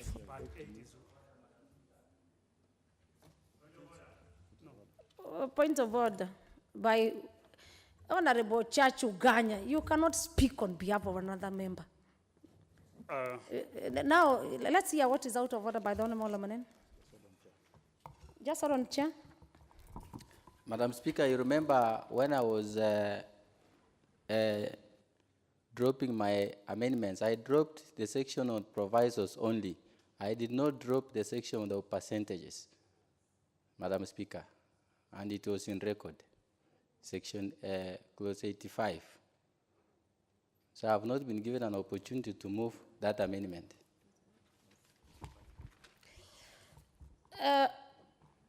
Honourable Omenen, you're quite in order. I think it is important to go to that, but since we passed the clause, and you said, and it is on record, you can consult with the chair, we can recommit it, so that you can move now that amendment that you need. So please, if you consult with the chair. Yes, he said he had dropped sub-clause 2 and another clause, but since we have passed that, he can only, Honourable Chairperson, the Honourable Member rightly can only put his argument on that clause on a recommittal, which is rightfully, you had agreed which clauses for him to drop. So Honourable Lemonen, we can put it on a recommittal of your clause, but still also consult with the chair? Yeah, I think since we cannot go back to that. Yes, I think we agreed with the chair that with the provisos, the chair of the committee will own it. And then I moved the section of the percentages, which we did not agree. You do not agree. Then, honorable member, since you do not agree, it is quite in order. You have your right that you will recommit. You can recommit it. Yes. It will be I allowed by request the... the chairman to recommit so that I really move it.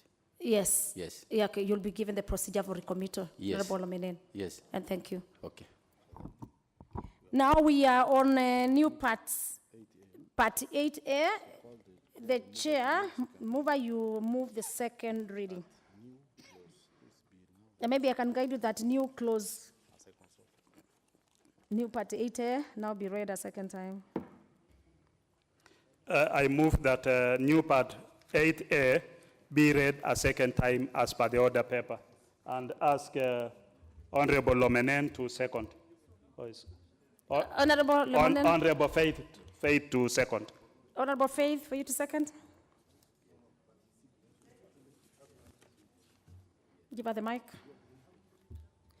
Thank you, Madam Chair. I second. You second. And members, I propose a question, which is that the new clause part 8A be now read a second time. I see no interest to speak to this, and so I put the question, which is that new part 8A be now read a second time. Will as many as are of this opinion say aye? And as many as are contrary opinion say nay? The ayes have it.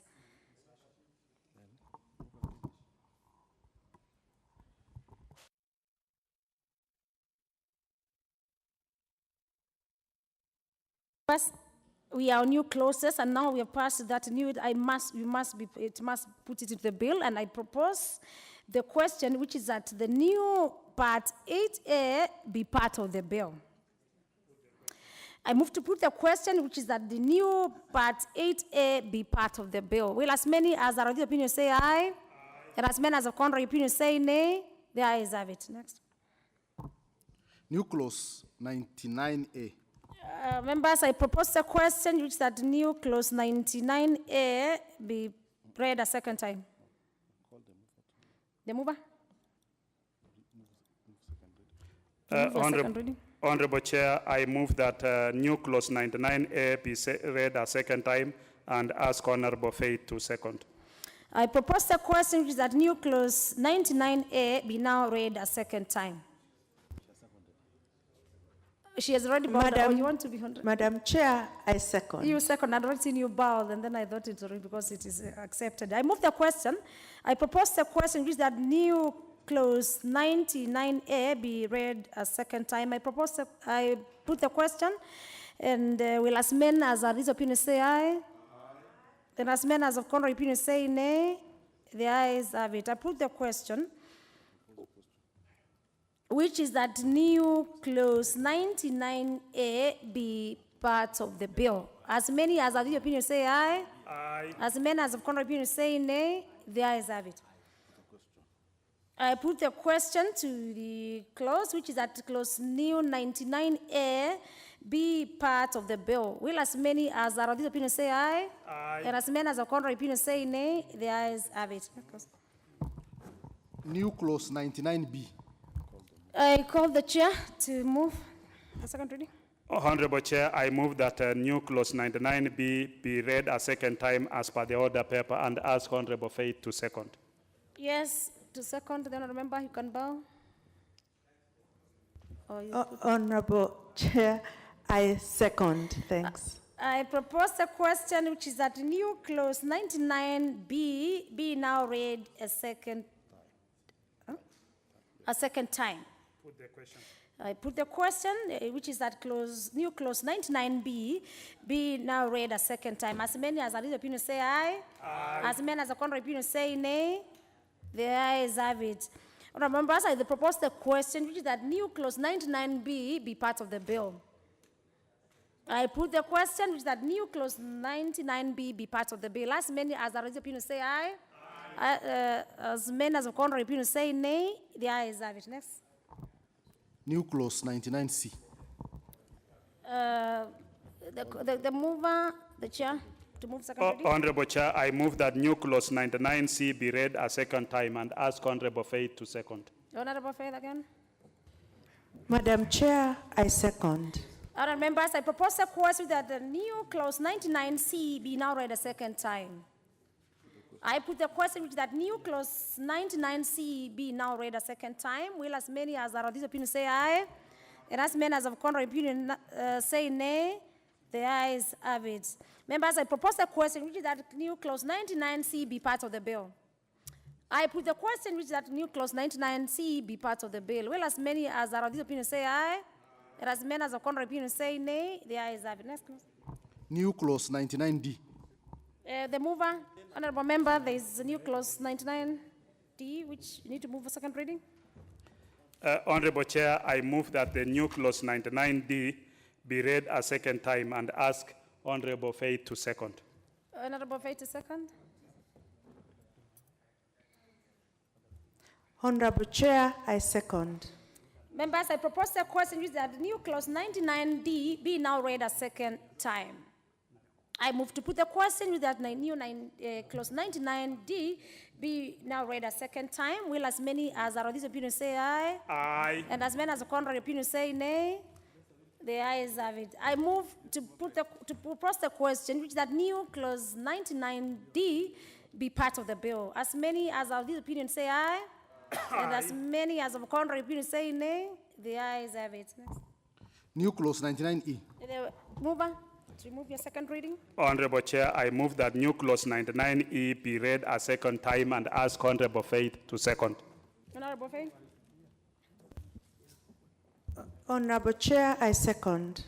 You second. Members, I propose a question which is that new clause 99E be now read a second time. I move to put the question which is that new clause 99E be now read a second time. Will as many as are of this opinion say aye? Aye. And as many as of contrary opinion say nay?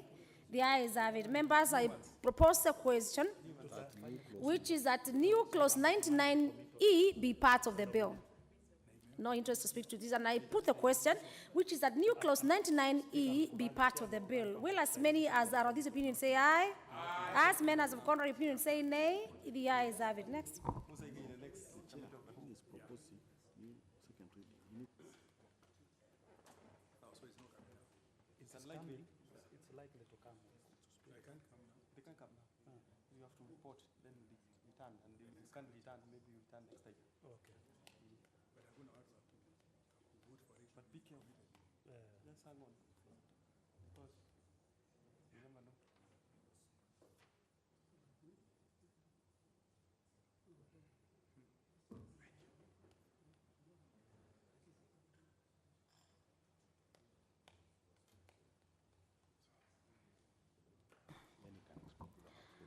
Other members, just a few consultation. Yes, next clause. New clause 99F. Honorable member, chairperson. Honorable chairperson, you move the new clause 99F to be read a second, and for the sake of the record and the House and Hansard, it's good to give us an input on what we have in the new clause. Honorable Chair, I move that new clause 99F be read a second time. Honorable Chair, this clause, a person may make an application for amendment of a license, permit, or certificate, and an application under subsection T shall be in a prescribed manner and be accompanied by the prescribed fee. The licensing authority may amend the license, permit, or certificate and endorse it accordingly.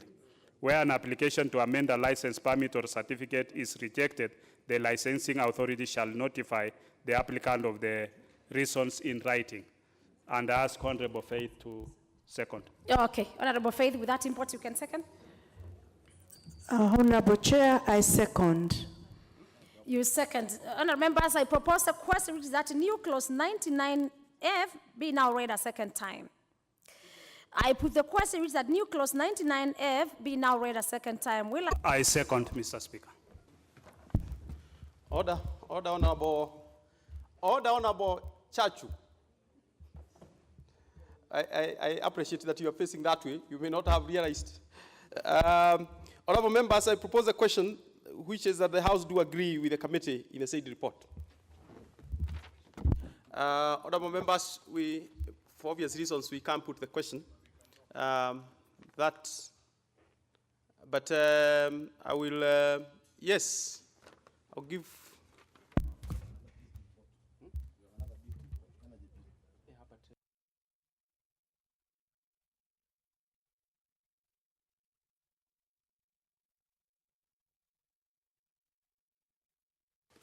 Yes, Honorable Lomenen.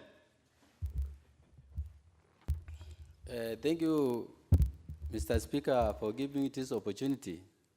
Surely, Mr. Speaker, I don't really understand what is really happening, because what we are observing this afternoon, I've never observed it for the 6 years I've been in this chamber, because we were just continuing very well. I don't know why the leader of majority has just come. He wasn't there when we were processing. Some of us, this is a very important bill to us. We have been here. We have followed all the instructions. We have followed all the clauses, Mr. Speaker, only to realize when we are on the process of actually continuing with the clause, just the leader of majority comes and say he cancels everything that we have done. That is what you have done, because you have not actually, those are technicalities, you have not convinced us. Why are you actually canceling? Who wants the report? It is the House the House is on the process, we are procedure, we are doing all that we are supposed to do. Why are you stopping? If we are here, time is not yet, Mr. Speaker, we are not yet convinced. And I can even say, maybe there are people who have interest for this bill, and they want to sneak on their own interest. And we are watching, Kenyans are watching for that. I am not for that idea. But as Speaker, that one, let it go to record. There are people who want to introduce their interest, and they will not succeed.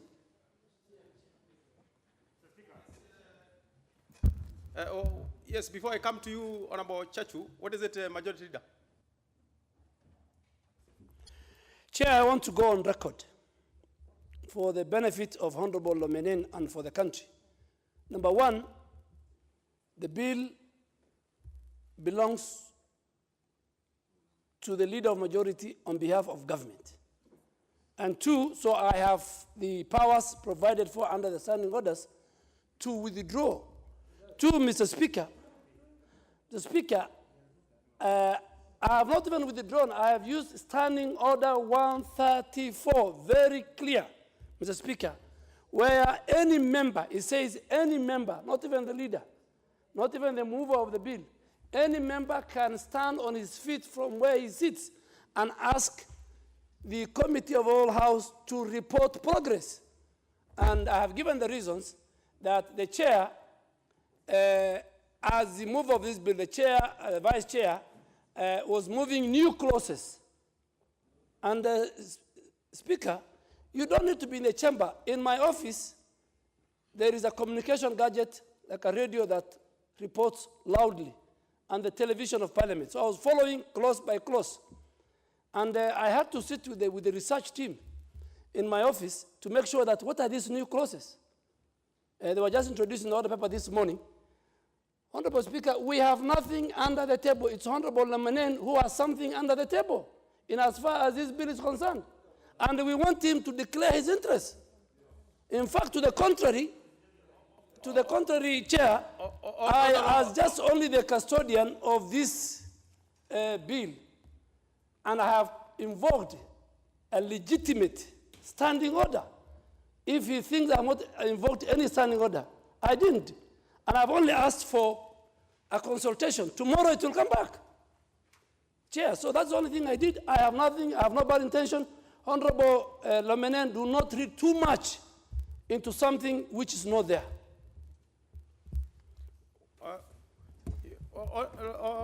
Order Lomenen, Honorable Lomenen, you still want to steer that line, Honorable?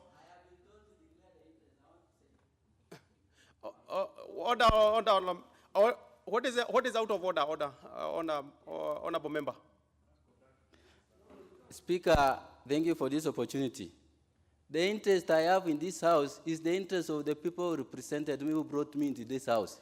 And I think that is the interest every member of parliament has here. I have said that this bill of petroleum, even Kenyans know that it is a very important as far as the place I represent is concerned. So, as the leader of majority says, he has powers. He has no powers to oppress the poor.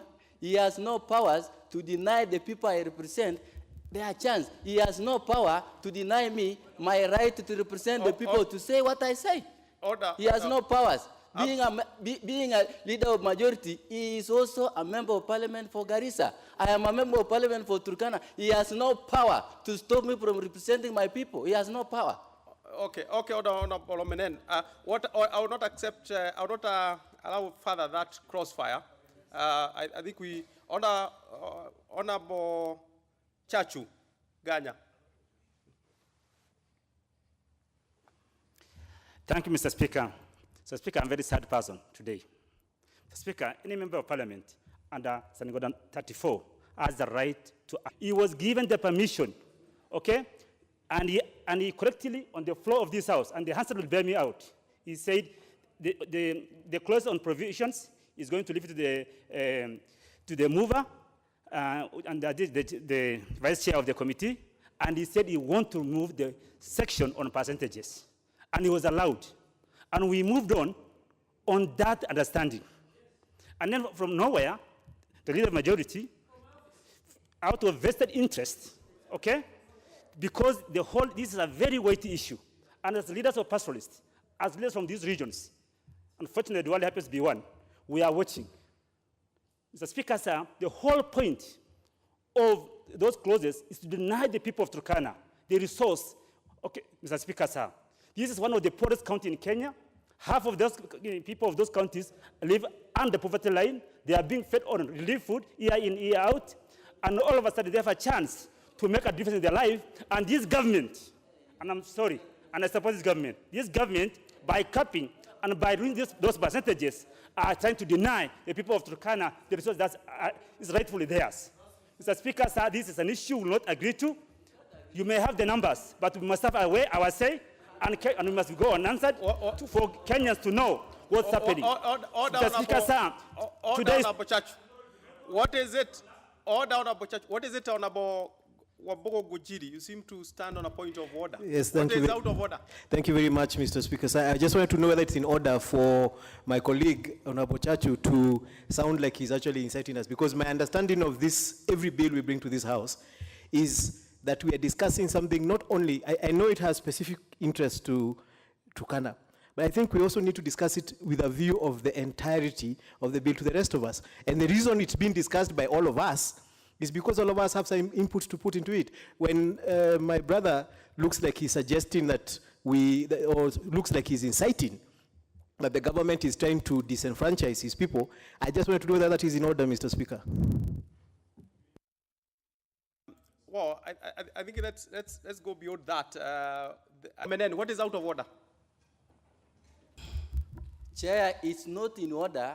People who are not in this chamber, when we were busy making the law, they were in their offices taking tea. Chair, just listen, by Chair. What happened, Chair? I know what happened. We were all here.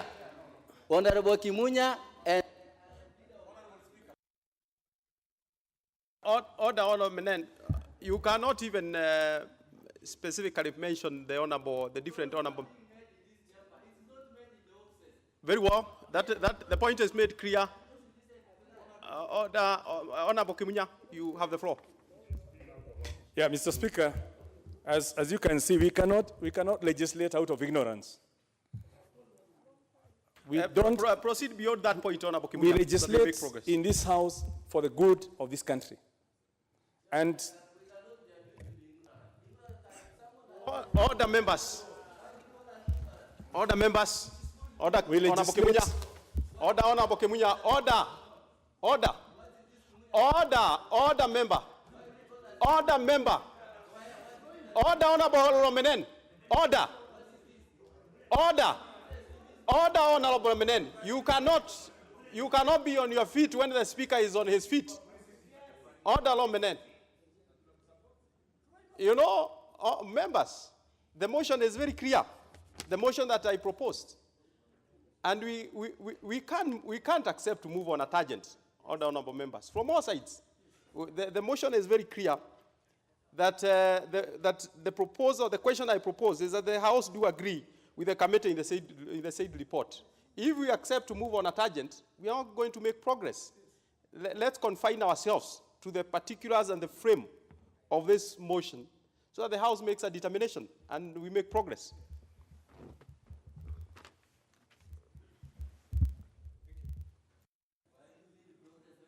Yes, thank you, Mr. Speaker. I hope I don't get interrupted, Mr. Speaker, so I can finish. And my point that I'm making is that this House uses, we all want to be fairly informed about the amendments that are taking place. And those amendments are so fundamental that I would like to see those amendments take a reasoned research into the implications of those on the overall bill. And that's why I'm actually saying I cannot sit here and legislate with ignorance, because I don't actually know what the implications of all these amendments are. And I'm sure that's the same thing with every member. So it's very important that we actually take this break. Let all these amendments be synthesized. Let us all give them to our research fellows. Let us get the implication of what the committee, what the members who want to make amendment to this petroleum bill, which is very critical for this country. Wars have been fought in petroleum-producing countries because of some of these issues. And we don't want to put Kenya in line with other countries where people are fighting over oil because they can't agree even on the legislation. It's very important that we actually consult. The committee gets a time to consult, to give us even another report if need be, because we have amended this bill so many times that between the new bill and the original bill, you can't even tell which is which is a copy of what. And it's important that we actually get this time, and I'm glad that the committee agreed with the chair, with the mover, to actually report progress. And I would like to ask that the House, we agree that we actually agree with the committee, and then we create a day within the House Business Committee where I sit, and we'll create another day where we will actually come and bring this bill so that people can discuss from a point of knowledge and from a point of reasoned thinking and reasoning in terms of what are all the implications of all these amendments they are making. Mr. Speaker, those words I beg to support. Other members, I'll give a few members on this particular motion. Honorable Onyango, member for Muhoroni. Thank you very much, Mr. Speaker. Actually, I'm not prepared to speak to this motion. My attention has been drawn to the crossfire. You know, the House has been reduced to a shouting match, which I think is not palatable with the honor and decorum that is expected in this House. So I would want you to interpret the rules of the game properly and make sure that order reigns. Thank you very much.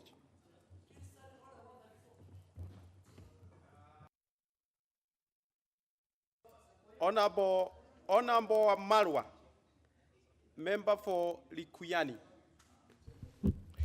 Thank you, Mr. Speaker. Mr. Speaker, what I don't understand is we are looking at the new clauses, but we are not starting from the beginning.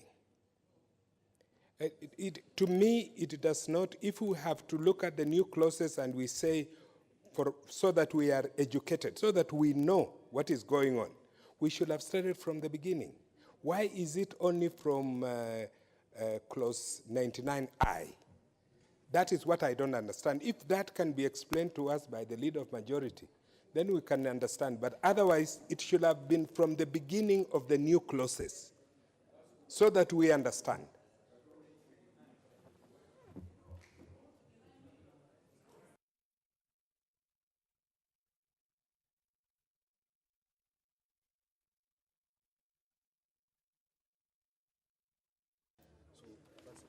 Yes, I think it is important for the benefit of Honorable Amalwa, just to bring you up to speed. Actually, before there was a motion for the committee to report, the committee of the whole actually took a bit of time, almost 1.5 hours looking at clause by clause. And usually there is a schedule. You end almost with the new clauses, and these were the new clauses. Honorable Speaker, I beg to move that the House do agree with the committee in the said report. I also request Honorable Honorable Washali, the majority whip, to say, I will never throw you under the bus. But sometimes this bill is bigger than Turkana County. This is a bill for posterity, for generations to come. And that's why all of us, we must make legislation when we are sober. Yeah, I know Honorable Lomenen and his colleagues and all of us, yes. Even that, Speaker, even that resource, like the port of Mombasa, that resource ultimately will belong to the people of Kenya. And today, Mr. Speaker, I want to go on record.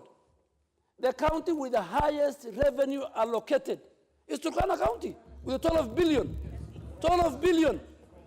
And again, plus equalization.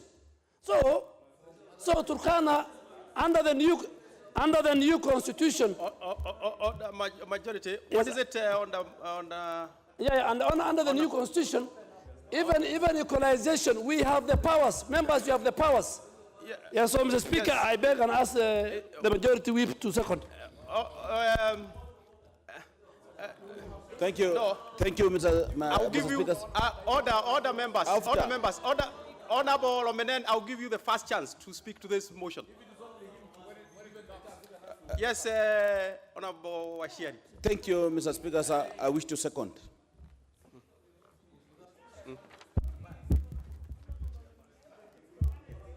Honorable members, I propose a question, which is that the House do agree with the committee in the said report. Yeah? Oh, you? Yes, I hear there is a point of order. Order, Lomenen, in a short while. Yes, what is it? Honorable Speaker, I give a notice of recommittal that the motion for agreement with the report of the Committee of the Whole House be amended by inserting the following words, subject to recommittal of Clause 84 of the Energy Bill.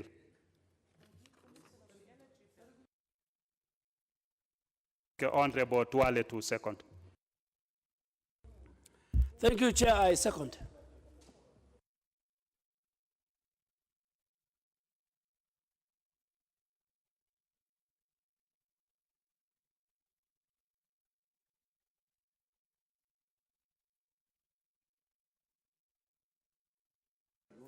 I hope we, other members, there is that particular amendment that has been moved and seconded. I propose a question that the motion for agreement with the report of the Committee of the Whole House be amended by inserting the following words, subject to recommittal of Clause 84. Of course, of the Energy Bill. To be so. Again, members, I cannot put the question because of the numbers on that particular motion on the amendment. Where? Clark. But I had proposed the earlier one. No, but you see, already moved. We are not dealing with an amendment. Yeah. So you can't go back to until we dispose of the amendment. Okay. You go back to the original motion. Yes. So we are in the amendment. Okay. Well, yes. Members, I'm well advised that because we haven't disposed that particular proposal for amendment of the recommittal of Clause 84 of the Energy Bill, we can't go back to the initial motion because we need to dispense with that. And unfortunately, we can't put the question right now.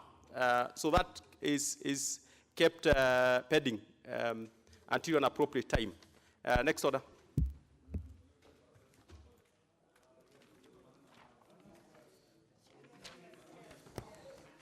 Order number 11, motion.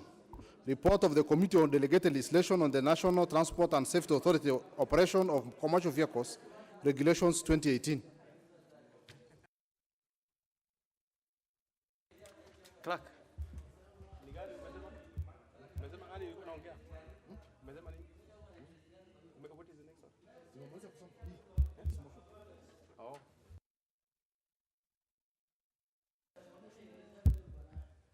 Honorable Chairperson, delegated registration.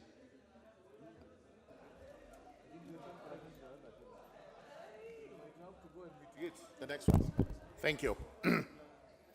Thank you. Mr. Speaker, I beg to move the motion that this House adopts the report of the Committee on Delegated Legislation on its consideration of the National Transport and Safety Authority Operation of Commercial Vehicles Regulations 20 to examine all statutory instruments that are submitted to the House for consideration, whether to approve or annul.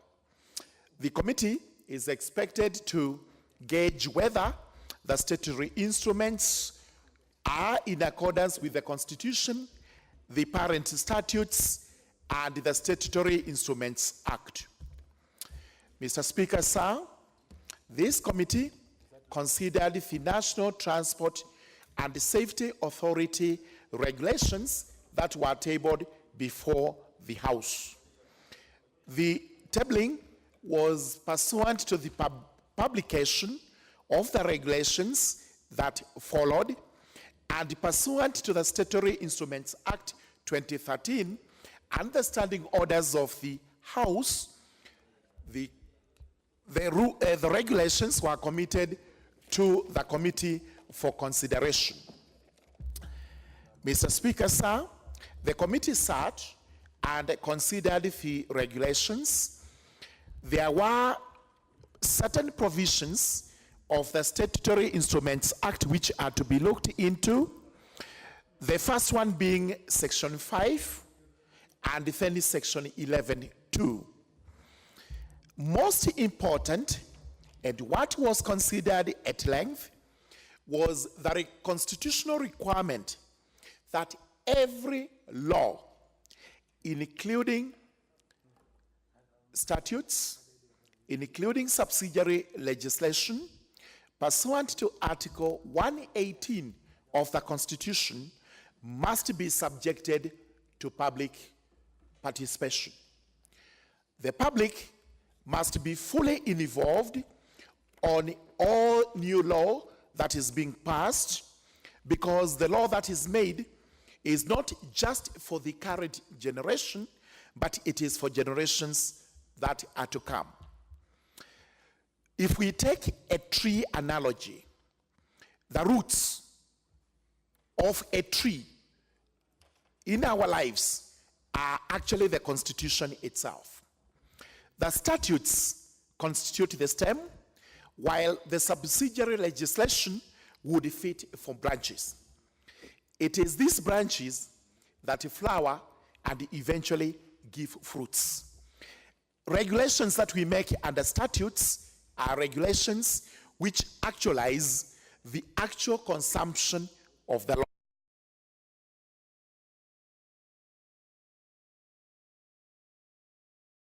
Formulated, the citizens of the Republic of Kenya are fully involved.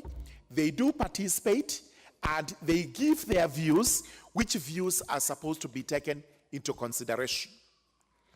It is unfortunate, therefore, when the Committee on Delegated Legislation retired to consider these regulations, it was established that there was no adequate public participation. The net effect of that is the committee arrived at a decision that the regulations under the National Transport and Safety Authority, and especially on operation of commercial motor vehicles, which regulations touch on various aspects of the lives of Kenyans, especially regarding operation of commercial vehicles, the public has not given their views. It was felt that it is important that the public is invited, gives their views as far as the consumption of those laws is concerned. The committee therefore arrived at a decision to annul those regulations in their entirety, and what followed therefore is a report, which report we have already tabled before the House, and which report is available. It is detailed, it is well done, it is well considered. I thank the members of the Delegated Legislation Committee for having taken time to come up with this report and to take a decision, which decision in the committee's view is most suited for this republic. And as I conclude, I'm happy to report to the House that the regulation making authority, the National Transport and Safety Authority, last weekend engaged the Committee on Delegated Legislation and the relevant departmental committee on transport, public works and housing on the 3 sets of draft regulations, including this one. There was fruitful engagement, and we are hopeful that going forward, the authority will submit to the House instruments that conform not only to the Constitution, to the relevant acts pursuant to which they are made, but importantly, which have been subjected to public participation and which are in compliance with the Statutory Instruments Act.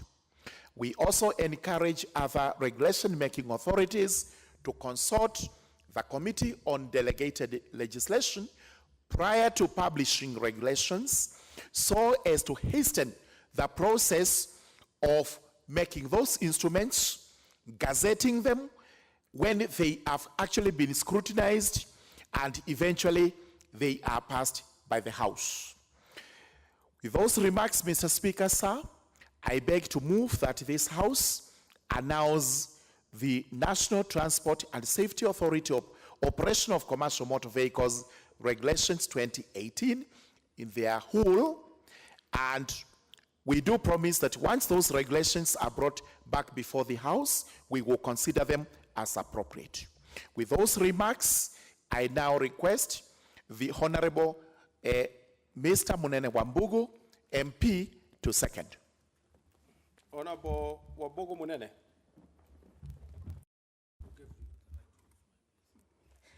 Thank you, Mr. Speaker, sir. I rise to second the motion to annul the National Transport and Safety Authority Operation of Commercial Vehicles Regulations 2018. Mr. Speaker, when we rested to consider this regulation, it became apparently clear that there was no sufficient or even adequate public participation. And I think the issue of public participation is already anchored in the supreme law of the land. It is in the Constitution. It is a constitutional requirement. And we want to urge regulation-making bodies or organizations, moving forward, they should always ensure that there is public participation. Because without that, even a court of law cannot allow those kind of regulations which were passed or were done without public participation. It is also anchored in the Statutory Instrument Act that what constitutes a public participation. So it is very clear that we have enough materials of what should be able to guide public regulation bodies when they are making the regulation as to what they should consider and how they should reach the public. In this scenario, what happened is that when we only noted that they just published in the Kenya, I think in the newspaper, calling for public forum for people to come and give their opinion or views. We consider that not to be adequate because there was no report how many people came, what were the questions put, what were the response, were they considered, and how many regions were covered. That was lacking from this NTSA. So with those few remarks, I second and I support and I call. Of vehicles were not really aware of who is more powerful than the other. Is it the NTSA? Is it the traffic department? And in that rush to outdo each other, we found a lot of traffic accidents happening in our roads. So, Honorable Speaker, I do support that we need enough public participation. And whenever we see that there is laws and policies and regulations that does not have enough public participation, it is the duty of this House to throw them out. And at times, not only throwing them out, but throwing them to the depth of Indian Ocean, because we must have enough public participation. Because this regulation, these laws, this policy will ultimately affect that Wanjiko, will affect that individual from Turkana, from Lamu Mpeketoni, and public transport vehicle owners, as well as makangas, as well as drivers. So we need enough public participation. Thank you very much, Honorable Speaker.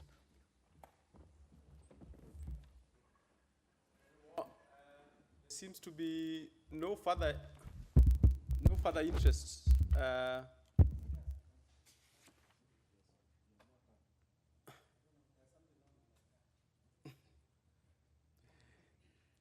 Yes, members number 0.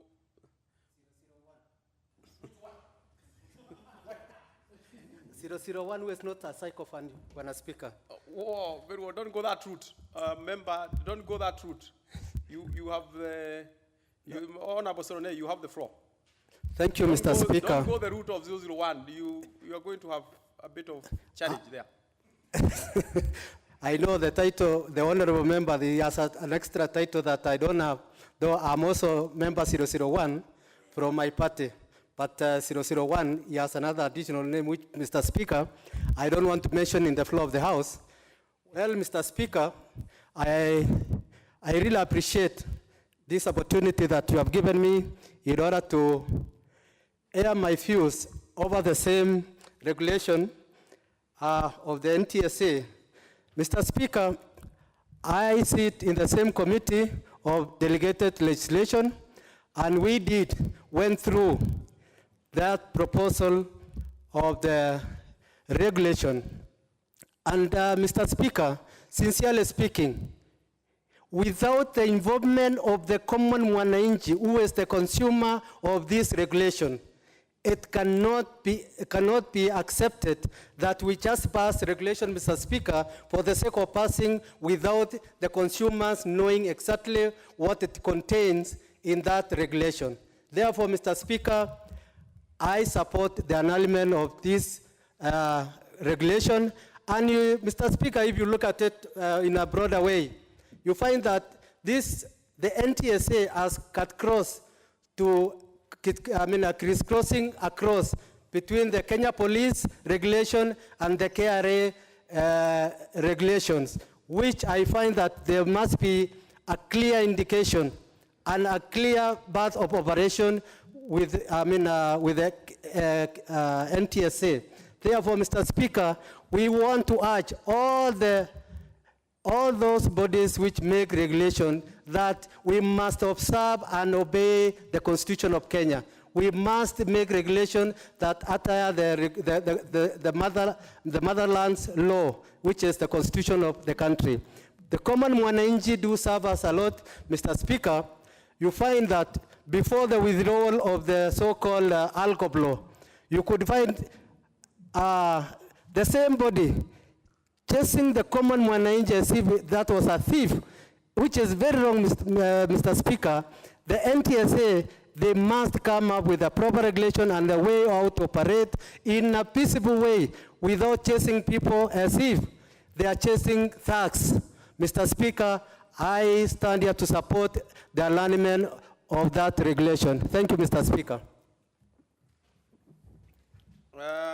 Honorable Huru for order. Yes, order. I got it right. Member for Isiolo North. Thank you, Mr. Speaker. I also stand to support the annulment of the regulation. Mr. Speaker, I think it's important that authorities which are given privilege of doing delegated legislation adhere to provisions of our Constitution. Public participation is mandatory.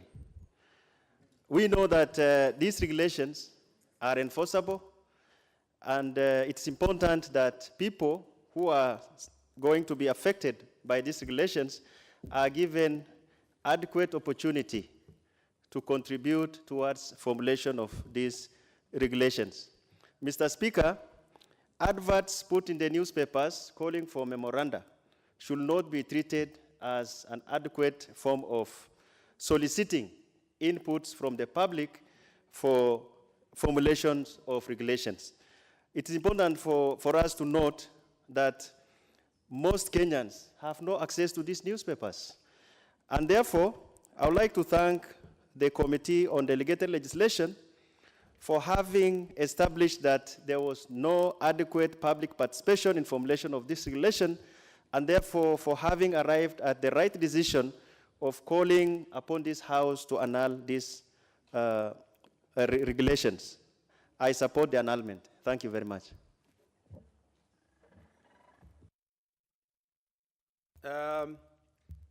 In this case, when there isn't any other interest to speak to this,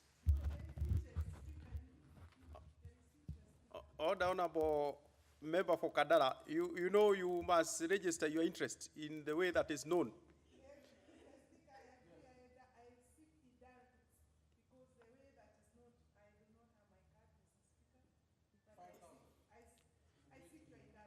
Yes, yes, I know you are a member of this committee. In that case, it is unusual for me to do that. But Honorable Member for Kadara, you have the floor. I'm most obliged for Mr. Speaker's permission, Mr. Speaker, to add my voice in support of the annulment of these regulations. Mr. Speaker, when NTSA appeared before the committee, Mr. Speaker, it was clear that public participation came out strongly as a matter that they had not thoroughly exhausted, Mr. Speaker. And pursuant to the Constitution, the case for public participation, you know, Mr. Speaker, many statutory authorities, regulatory authorities, have been taken to court. They have forced the government to retreat back for failure to simply do public participation. Mr. Speaker, it is important that Kenyans know what is ahead and what is before them by way of regulations. In this particular case, Mr. Speaker, there were various issues that also further followed other than failure to do public participation. One, the fees that were being proposed by this regulation, Mr. Speaker, were punitive to the license holders, they were punitive to most vehicle owners, they were punitive even to drivers, they were also punitive even to instructors, Mr. Speaker. So the committee felt strongly that if in the case for adjusting the fees, the inspection fees, driving fees, Mr. Speaker, that the public must be able to know because they will bear the cost.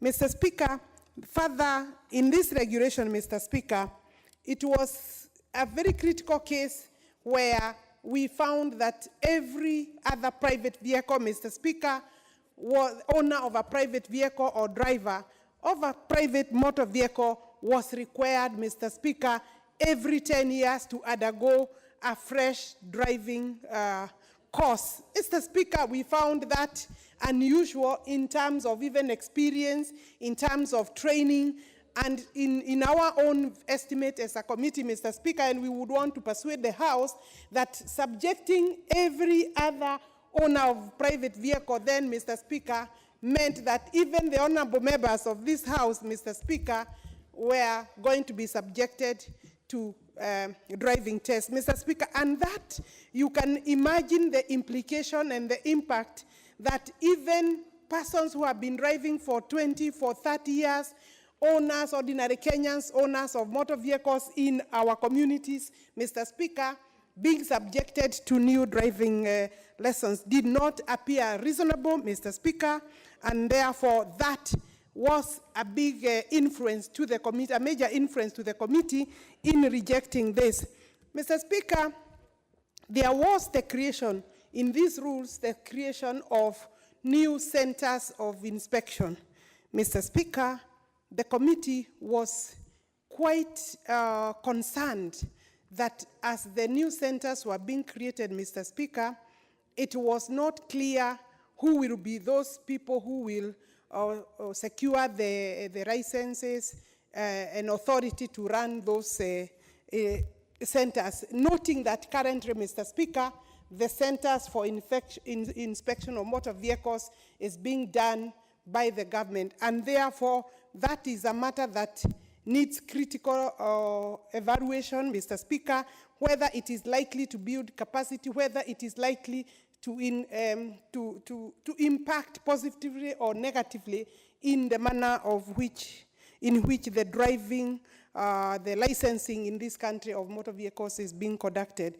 And finally, Mr. Speaker, the instructors, by these rules, Mr. Speaker, were required to apply afresh, irrespective of whether they were running their businesses, Mr. Speaker, and there were stringent conditions in terms of the space, the maneuvering area, and the space within which the owners were required to actually manage their businesses. Mr. Speaker, it appeared to us abstract as a committee, and as a member of that committee, I found that if we went by the rules stating that an owner of a business, a driving school, must secure premises with an acreage of about 2 acres, Mr. Speaker, we wondered whether in Nairobi, even the big driving schools that have been business for long were likely to be able to actually comply.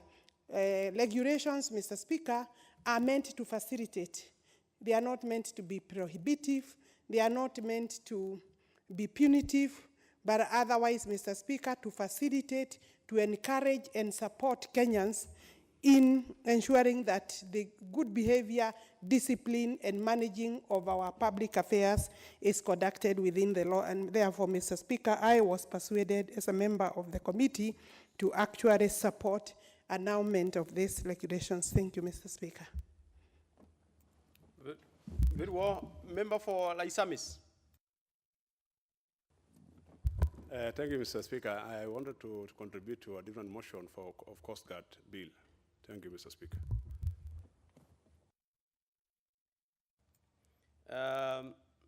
In that case, no further interest, I shall call the mover to reply.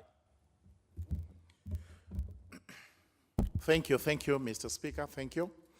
I wish to thank honorable members for their very positive contribution towards this motion and the report. The report was made in utmost good faith, as explained. We have also explained that we have had a session with the NTSA. We have gone through their proposed regulations. We have assisted them where they need assistance, and we believe what will come to the House after being subjected to thorough public participation will be actually regulations that will serve Kenyans well, regulations that will be for posterity. In these circumstances, I urge the House to adopt the report. Honorable members, we shall pend putting the question on that particular motion, and that will be done at another appropriate time. Next order. Order number 12, the Kenya Coast Guard Service Bill, National Assembly Bill number 45 of 2017, second reading.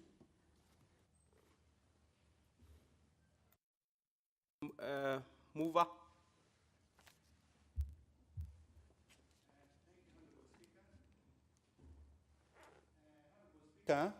I rise to move this bill, which is very timely. And Honorable Speaker, the Kenya Coast Guard Service Bill 2017 was committed for consideration to the Departmental Committee on Administration and National Security. The bill seeks to provide for the establishment of functions, discipline, organization, and administration of the Kenya Coast Guard Service. The service shall have mandate of law. Order, Honorable Chair, just for purposes of record, because what you're doing is to move that the bill be laid a second time. It is important to go to record on that you are actually moving. Read the title for second reading, then you You proceed. Thank you, Honorable Speaker. For purpose of record. Yeah. Honorable Speaker, I want to move the Kenya Coast Guard Service Bill number 45 of 2017. Be read a second time. Chair, be read a second time. And be read the second time. Proceed. Thank you, Honorable Speaker. Honorable Speaker, the Kenya Coast Guard Service Bill 2017 was committed for consideration to the Departmental Committee on Administration and National Security. The bill seeks to provide for the establishment, functions, discipline, organization, and administration of the Kenyan Coast Guard Service. The service shall have the mandate of law enforcement and security in Kenya's internal and territorial waters. Honorable Speaker, the service envisioned shall be part of a multi-agency and is a product of the midterm plan by the government of Kenya to explore the blue economy. The bill is a product of extensive consultation from all key stakeholders within the blue economy. Honorable Speaker, the bill contains provisions touching on the establishment of the service. Clause 5 establishes the service. Clause 6 provides that the service will be composed of 3 components, namely disciplined, uniformed, and civilian components. The disciplined and uniformed components shall be composed of persons recruited from national security organs, which the civilian component shall be comprised of persons recruited from the public service. The National Security Council will regulate the size, operational, and support units and formations in accordance with the provisions of Clause 7 of the bill. Honorable Speaker, Clause 8 of the bill provides that the service will be deployed to the territory, thirdly, enforce sanitation measures, and fourthly, prosecute maritime offenders, and fifthly, enforce protection of archaeological or historical objects of sites, and be deployed to support the Kenya Defense Force in times of war. Honorable Speaker, Clause 10 of the bill establishes the Council of Kenya Coast Guard Service. The Council consists, 1, the Cabinet Secretaries responsible for matters relating to internal security, that is the chairperson, finance, defense, transport, fisheries, environment. Secondly, the Attorney General. Thirdly, the Chief of the Kenya Defense Forces. And fourthly, the Inspector General of the National Police Service. And fifthly, the Director General of the National Intelligence Service. And sixthly, the Director General of the service established under Clause 15 of the bill will be the Secretary to the Council. Honorable Speaker, Clause 11 of the bill provides that the Council will be responsible for the overall policy, control, and supervision of the service. Secondly, receive and act on reports submitted by the Cabinet Secretary, the Director General, and Technical Committee. Thirdly, review penalties imposed on members of the service. Fourthly, receive and consider budget estimates. Fifthly, recruit, transfer, and promote members of the service. And sixthly, approve the appointments, posting, or promotions senior officers of the service. And seventhly, Honorable Speaker, commission research related to the protection of territorial waters. Eighthly, commission research related to the better functioning of the service. And ninthly, advise the President on any matter relating to the service. Honorable Speaker, on clause 13 of the bill, establishes the technical committee of the service, which consists, 1, the principal secretaries in the ministries responsible for internal security, who is the chairperson, finance, defense, transport, fisheries, and environment. Second, the chief of the Kenya Defense Forces. And thirdly, the Inspector General of the National Police Service. And fourthly, the Director General of the National Intelligence Service. Fifthly, the Solicitor General. Sixthly, the Director of the Kenya Maritime Authority. And seventhly, Managing Director of the Kenya Ports Authority. Eighthly, the Director of the Kenya Wildlife Service. And ninthly, the Director General of the Service, established under Clause 15 of the bill, will be Secretary to the Technical Committee.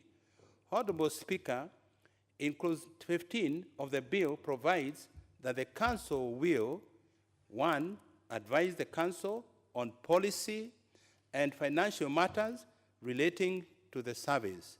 Secondly, oversee the management and administration of the service. Thirdly, receive and act on the reports of the Director General.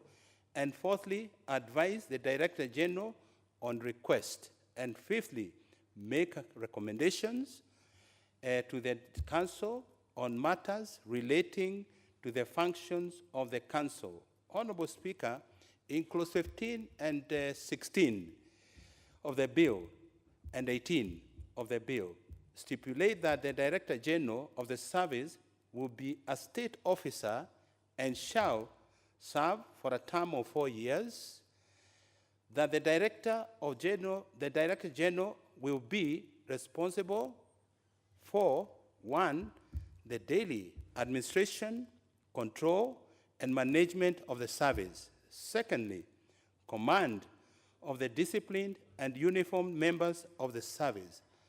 Thirdly, the effective utilization of the service. And fourthly, the training, education, and deployment of the members of the service. And fifthly, reporting to the Council on activities of the service. And sixthly, overseeing implementation of the policies of the service. And seventhly, submitting budget estimates of the service to the Council. Honorable Speaker, in Clause 17 of the bill provides that a person is qualified to be appointed as Director General of the service if he or she, 1, is a Kenyan, secondly, is a member of a national security organ, thirdly, has not served as a member of Parliament, a county assembly, or a governor, and fourthly, has not been convicted of a criminal offense, and fifthly, has not been dishonorably discharged from a national security organ, and sixthly, has not been dismissed from any public office, and seventhly, has not been discharged as a bankrupt. Honorable Speaker, in Part 3 of the bill contains provisions regulating disciplinary offenses, penalties, recovery of fines by deduction from salary, desertion, absence without leave of members of the service. And Part 4 of the bill contains provisions regulating offenses concerning the service, which include obstructing an officer, assisting in the desertion of a member of the service, unlawful purchase of service store, unauthorized dealing in paraphernalia relating to the service, interference with aids of navigation, prohibition on the use of the words Kenya Coast Guard Service by non-members of the service. Honorable Speaker, in part 6 of the bill contains provision touching on the limitation of fundamental rights and freedoms of the members of the service, including the right to privacy, access to information, association, assembly, demonstration, picketing and petition, labor relations, and economic and social rights for the purposes of the bill. And thirdly, Honorable Speaker, of the bill contains provisions regulating uniforms of the service, exemption from execution of public property, next of kin of members of the service, retaining uniforms and decorations as properties of the service, convening a board of inquiry, secondment of personnel, temporary holding areas, regulations to are passed under the bill, making of service standing orders, and saving provisions. Honorable Speaker, there are 4 schedules. First schedule contains the ranking structure of the service. In the second schedule contains provisions regulating the conduct of business and affairs of the council. And the third schedule contains the oath of office. And the fourth schedule, Honorable Speaker, contains offenses against indiscipline. Honorable Speaker, the committee conducted public participation on as well as extensive stakeholder consultation. To that end, the committee noted the following issues. 1, Section 2 defines territorial waters to include inland waters, internal waters, territorial, sea, and contiguity for implementation of the bill. Thirdly, should the service be in charge of drug prevention?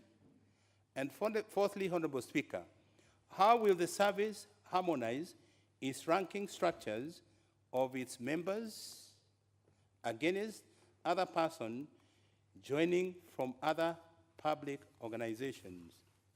And fifthly, whether there is constitutional grounding to set up a paramilitary force to support this particular bill. As the chairman for Departmental Committee on Security has stated, actually this is a very important bill. I think as a country, we have a very long coastline along Indian Ocean. We also have other inland lakes, like Lake Turkana, which my colleague, Honorable Musa, has said, which are basically not policed. And this is posing security threat to our nation. Most of the developed countries have multi-agency coast guards. I think we ought to have had this force. The establishment of this force is, of course, constitutional. If we look at the report of the committee, and especially the presentation by the Ministry of Interior, the Ministry of Defense, and so on and so forth, it's very clear that establishment of a military force or a paramilitary force for purposes of promoting national security can only be established in accordance with the Constitution or in accordance with an Act of Parliament.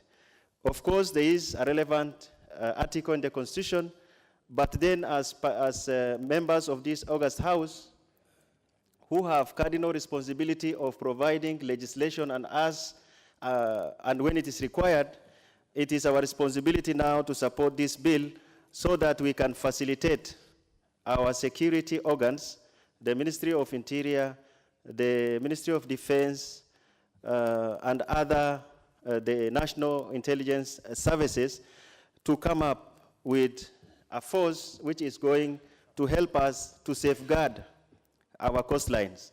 Mr. Speaker, the unmanning of our coastlines by a disciplined force like the one which is proposed by this bill, which is going to be established if this bill actually is finalized, is something that we ought to have had from a long time ago.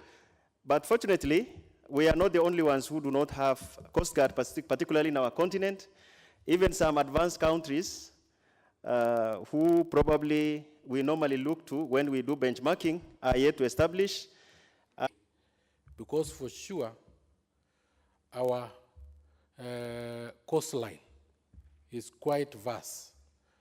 And when you talk of a coastline that is vast, and sometimes in some places quite bush, then you will find terrorists taking advantage of those loopholes to enter into our country. And as other honorable members have said, they enter into our country not empty-handed, but with weapons of mass destruction, with weapons that have costed us lives, that have costed us economic muscles in terms of tourism, and they also enter with drugs, some very hard drugs like heroin that have really destroyed our young generation. If now you go to the coast, you'll be shocked at the amount of drugs that are being sold on the streets of Mpeketoni, of Lamu, of Nyali, and all those towns that border our coastline. We have also had another type of terrorism in terms of cattle rustling from Lake Turkana, in which these terrorists enter our country through Lake Turkana, through these waters. And since they are not manned, they come in large numbers, get prepared, get ready, and attack our citizens and our villages without anybody noticing. And then they go with these animals. They set us back in terms of economy, because some of these communities that borders Lake Turkana, their economic lifeline is cattle. And when they come with weapons. Some of our pastoralist areas, especially around that Lake Turkana region, have been disarmed because we believe it is one tribe of Kenya fighting another tribe of Kenya. We have failed to realize that it may be that terrorists come from our neighboring countries and they come with weapons while we have disarmed our own citizens. And then they are met armless with people who are armed to the teeth, terrorists, and they take cattle during daytime. And now we are blaming our citizens even of what happened in Sukuta Valley, where police officers were killed. We really don't know if these police officers were actually killed by the so-called Pokot or the so-called Samburu or the so-called Nandi cattle rustlers. They may be people from Ethiopia, from Sudan, and so on. Honorable Speaker, we also have another very important lake in terms of Lake Victoria. It borders Tanzania, it borders Uganda. We had a problem with Migingo Highland, in which, for our side, we don't have our own armed officers. Therefore, our own citizens were being terrorized by policemen from the other country. Since we don't have our own, they take over to whatever they want to take over the highlands that they believe is useful economically, and they take by force because they have a force.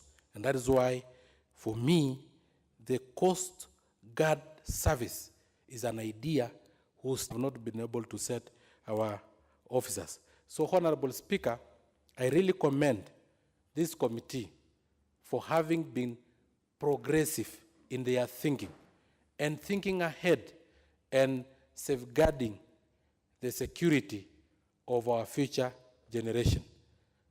Therefore, Honorable Speaker, I beg to support. And thank you very much for giving me that opportunity.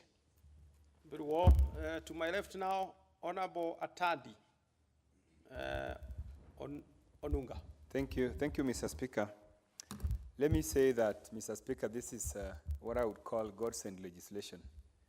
And I would have loved to see my colleagues from the Luo Nyanza side being in these chambers to be able to support this legislation. Mr. Speaker, our territorial waters have become dens for criminal activities.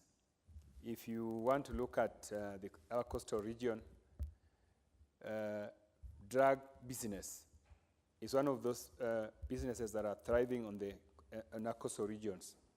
I am told that when those people in drug business, they want to sneak into drugs into our country, that the drugs could actually be kept in the waters for as long as 1 year before they are sneaked in. You also find that things like abductions, where tourists or our people who are enjoying themselves along the hotels along the beaches are being abducted. This is facilitated because of our porous borders, territorial waters. And so, Mr. Speaker, you can enumerate many of these criminal activities that are happening because of lack of a specialized force that is checking and in charge of our territorial waters. So, Mr. Speaker, this is something that I think we must applaud the committee for doing a very good job. I would like to say, Mr. Speaker, that all of you are aware, and I thank Mheshimiwa Sankok for highlighting the issues along the lake, that our people have been dehumanized. And efforts by our government to intervene and talk to Uganda have not been able to bear conclusive fruits. Recently, Mr. Speaker, we had cases where Ugandans police officers invaded our Migingo Island, and sometimes they force our fishermen to eat raw fish. And they do all manner of things that really dehumanize our people. And our police force, I think at one point, were also captured in this process. So if we are going to have, if this bill is providing for a specialized unit that is basically going to ensure that our people are protected from these aggressors, Mr. Speaker, really we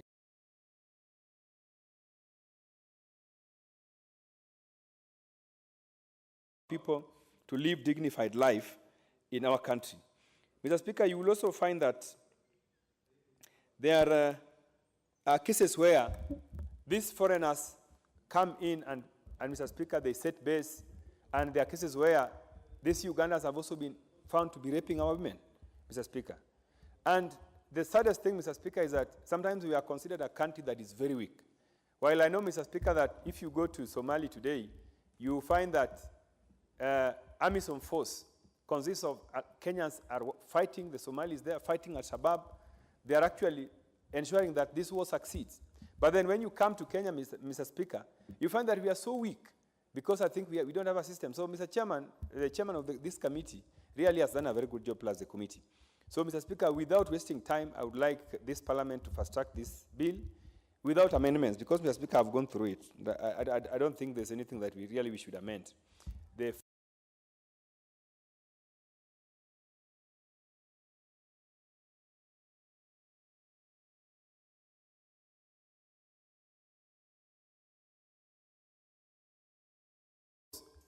Lake Turkana also is on the north and is bordering Sudan. And, Mr. Speaker, even in that region, we have aggressors coming in and basically interfering with our people along those borders. So, Mr. Speaker, this is our answer. And as Parliament, I would like to say that we want to wholeheartedly support this bill and ensure that it is passed so that it is swiftly implemented for the good of our people. Thank you, Mr. Speaker. Next in line, Honorable Murugara Tonga. Thank you, Mr. Speaker. I rise to support the bill and term it as very timely. I believe we should have done this longer than we have done, but better late than never. I'm sure Kenyans out there are wondering what it is that we are trying to establish. And in very simple terms, the Coast Guard Service is going to resemble the Kenya Wildlife Service, which protects our wild animals. It's also going to resemble the Kenya Forest Service, which protects our forests. A uniformed, disciplined force which will take care of both our coastline and inland waters. Kenya deserves this, and therefore I stand to support that we fast track the passing of this bill with a view to making Kenya a better place in terms of its territorial waters. One thing I have liked about the bill is that it says that the officers will also take care of the environment of our waters. We deserve clean coastlines where our tourists can visit without any stigma of saying they will find the coastline dirty and therefore unattractive. We need a clean environment as Kenyans. When tourists, both local and international, visit these areas, they actually get the recreation which they go for. I'm also happy to note that the bill has been subjected to public participation. And there were very, very positive comments that came from the citizens of Kenya. This is what this House has been emphasizing, that we must at all times put into force Article 118 of the Constitution, that every law we pass must be subjected to public participation so that the public is aware of what the House is doing, because these laws are for the consumption of the citizens. Inland waters, these need protection as much as we do to territorial waters. The case of Migingo Island in Lake Victoria cannot be overemphasized. When it was geographically established that Migingo Island is in Kenya, we were met with such contemptuous statements like, the island can belong to you, but the fish is ours. So what are you going to do with the island? The reason we were told this is due to the fact that we never had security in that area. We had a few policemen who were going and were getting overwhelmed, and as a result, possibly, there was technically a takeover of a territory that belonged to our republic. The same applies to Lake Turkana, where there is a lot of fishing by fishermen from Loyangalani, Kalokol, and other areas. When they go into deep lake to fish, they are not guaranteed of any security. I believe and I'm convinced that with this guard, these fishermen will be protected.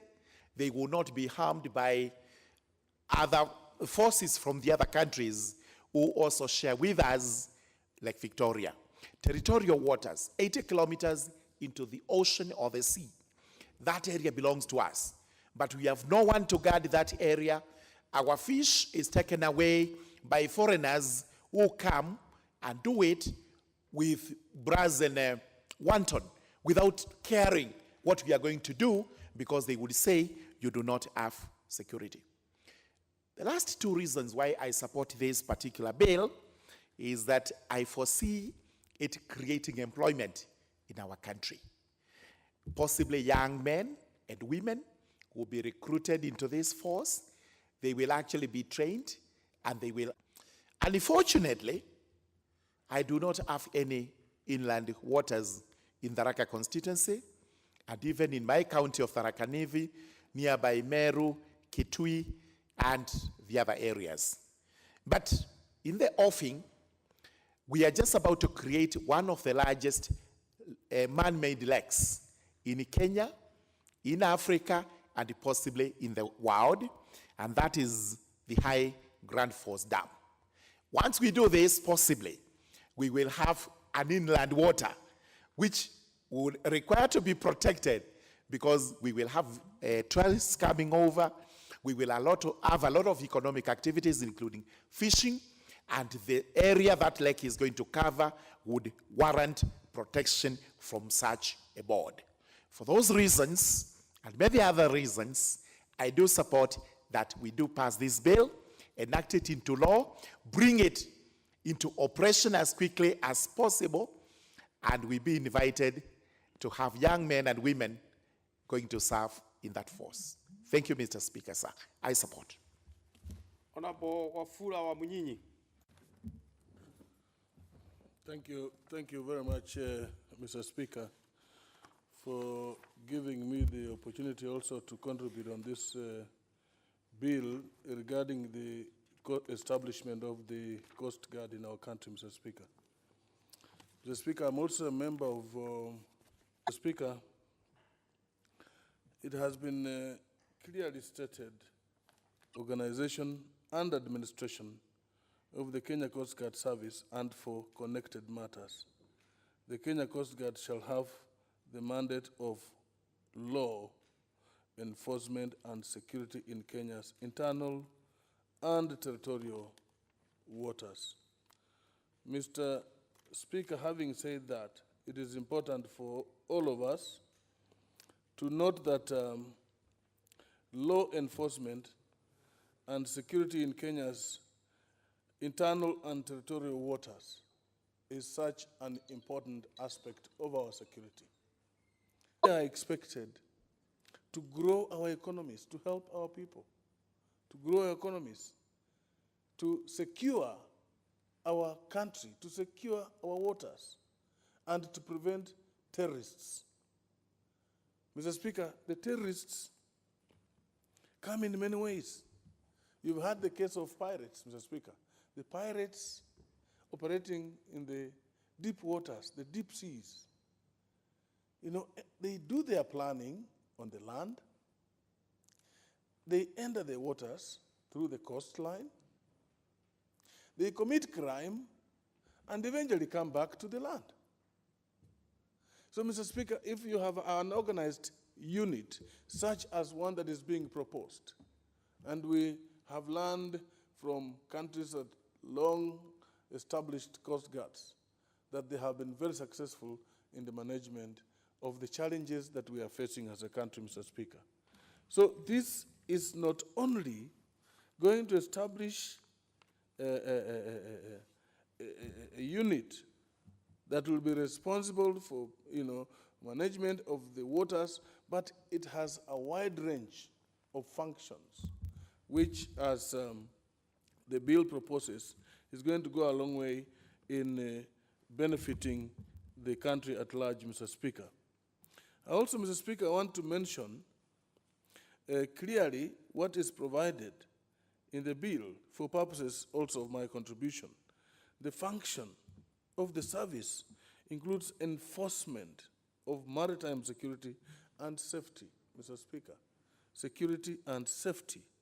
It also does pollution control and sanitation measures, as well as prosecute maritime offenders. Mr. Speaker, we had challenges in the recent past when pirates were arrested in deep waters, and no country was willing to prosecute them. No country was ready to receive those prisoners, the pirates, arrested in the waters. Kenya took the risk, Mr. Speaker.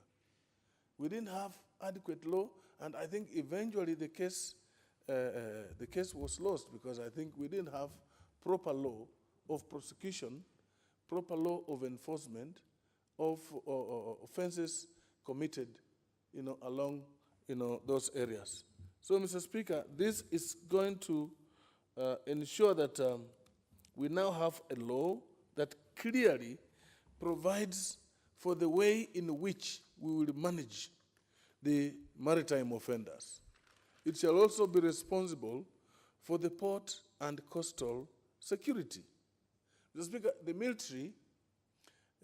military's mandate is very clearly provided, in the Constitution and in the Acts, that ensure full implementation of the Constitution.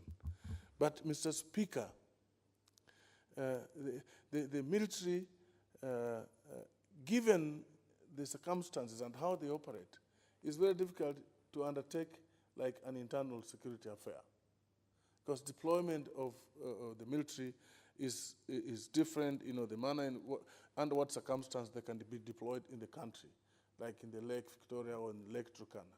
But for the Coast Guard, for the unit responsible for management of security within these areas, it will be very easy, under the command of the Director General and the men on the ground. They will be able to ensure that the functions are undertaken uninterrupted and without difficulty, Mr. Speaker. The protection of maritime resources, including fisheries, which I've said, and to perform other functions conferred on it by written law. So, Mr. Speaker, those are some of the important functions which are clearly provided in the bill, but also, human trafficking has been a very a matter that has been on the increase, Mr. Speaker, and a matter of serious interest now internationally, because it happened recently in, I think, Libya and some countries in the north, where human beings, you and I, when we were in Port-au-Prince, in Haiti, during the ACP conference, the matter came up very seriously about the trade in human beings. And people were being ferried from Africa to be sold for labor elsewhere. And they go through the waters. They go through the coasts and eventually end up somewhere in some countries in Europe. I'm sorry to say that even the Mzungu are responsible for some of these offenses, and we must make sure that this is prevented, Mr. Speaker. Mr. Speaker, drugs and illegal movement of weapons is one of those offenses which must be taken on head-on, because if a country doesn't prevent the use of drugs, if a country doesn't prevent the movement of illegal arms, you expose the country to risk. The generations that will lose, the people that will be insecure, the country, Mr. Speaker, will not move forward. So, Mr. Speaker, this bill is very important. My time is up. I wish to state that the amendments our chairperson talked about have been considered by the committee, and they are merely... Very well, Honourable Member. I think you have made your point quite conclusively. Honourable Conchela, Member for Kirigoris. Thank you, Mr. Speaker. First, I must say I support the bill and congratulate the chair and the committee for doing a very good job. Just looking at the title of the bill, the Kenya Coast Guard Service Bill, and we are talking also saying that the functions will include internal waters. Maybe the chairman may need to look at the title of the bill to take care of the internal waters, because right now it is confined to the Coastal Guard only. Maybe the Kenya Coast Guard Service and Internal Waters Service. Mr. Speaker, this is the most important bill because of many factors which my colleagues have just enumerated here. In Mombasa, for example, today we have a tourist police. And the tourist police are there to protect the tourists, because we had another problem of terrorism, of even the young people in the jobless guys harassing the tourists. And because of that, they had to establish a tourist police to protect the tourists. Now, any economy with the coastal waters like we have today have a very, very large number of Coast Guard services to protect the tourists and to guard the waters. Mr. Speaker, this is one of the functions I believe the Coast Guard service is going to undertake, and the police can be withdrawn to do other functions. Another very important role is that we have coastal water, our coral reef, for example, is what protects us from the sharks and other animals which may harm human beings. And because of the coral reef, the nature at which they grow, it does not require any pollution. Pollution is something that will kill them, and sharks can be able to find their way to come and harass tourists or our own people when they are fishing or when the children are playing in the ocean. So this is one of the functions that is very, very crucial, that they will ensure that there is no pollution of our water, that ships which are carrying pollutants are not allowed to come to the as close as possible, so that they do not pollute our waters, including our own raw sewage coming from the town, the cities, being disposed into the ocean. Those are the things that must be protected to ensure that the sea remain clean and the coral reef will grow and protect our people from those calamities. Another very crucial issue, Ms. Shah, is the issue of overlap of these functions. We have the Maritime Authority, we have the Kenya Navy. We know that we have territorial water extend to 200 nautical miles.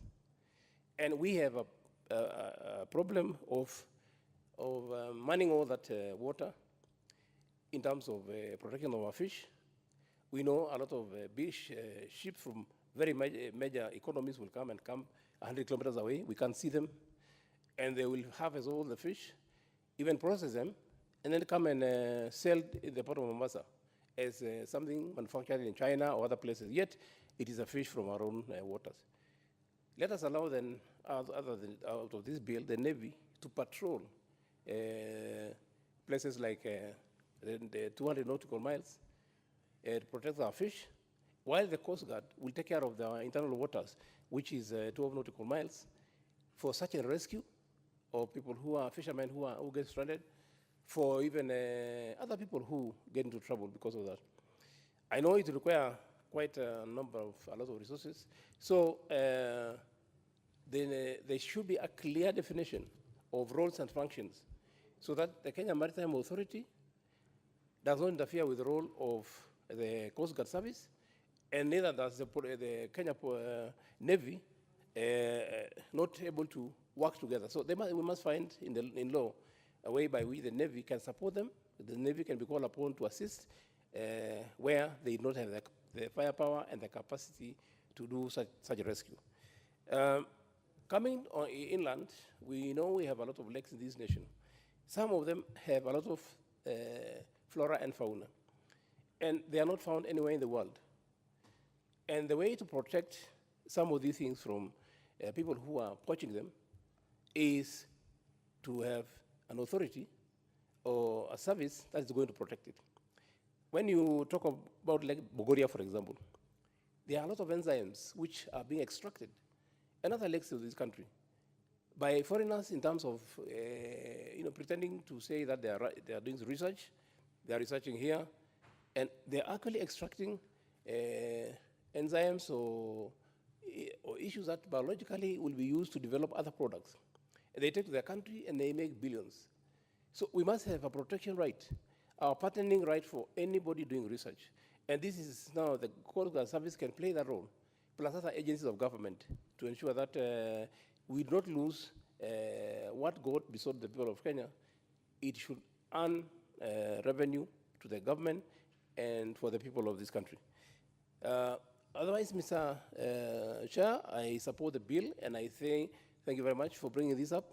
We will support it. Any amendment we can look at in terms of when it comes to the ground, at the stage of committee stage, because then the other things which we can add to enrich the bill and to ensure that it's going to support this country. Thank you. and I support. Well, I thought we had at least one lady member contribute, but it looks like the interest isn't there anymore. No, well, I said a lady member. Honorable Manzo, honestly. Yes, I think she just got out the card, but you have the floor. Member for Kirigoris, yes. Vihiga County. Vihiga, actually. I beg your pardon. Thank you, Mr. Speaker, sir, for noticing me. Pole, Honorable Manzo. Your time is coming, you are following me. Ladies first. Yeah, I wish to support this motion, Mr. Speaker, sir, because keeping in mind, my colleagues have talked about it. We have, apart from the coastal region, where it's being talked more, Migingo issue. Mr. Speaker, sir, Migingo issue became very hot, and we were wondering why our territories are being invaded by our neighbors. For real, it reached a place I was wondering, our fishermen were not going to the lake to fish. The women could not get their daily food.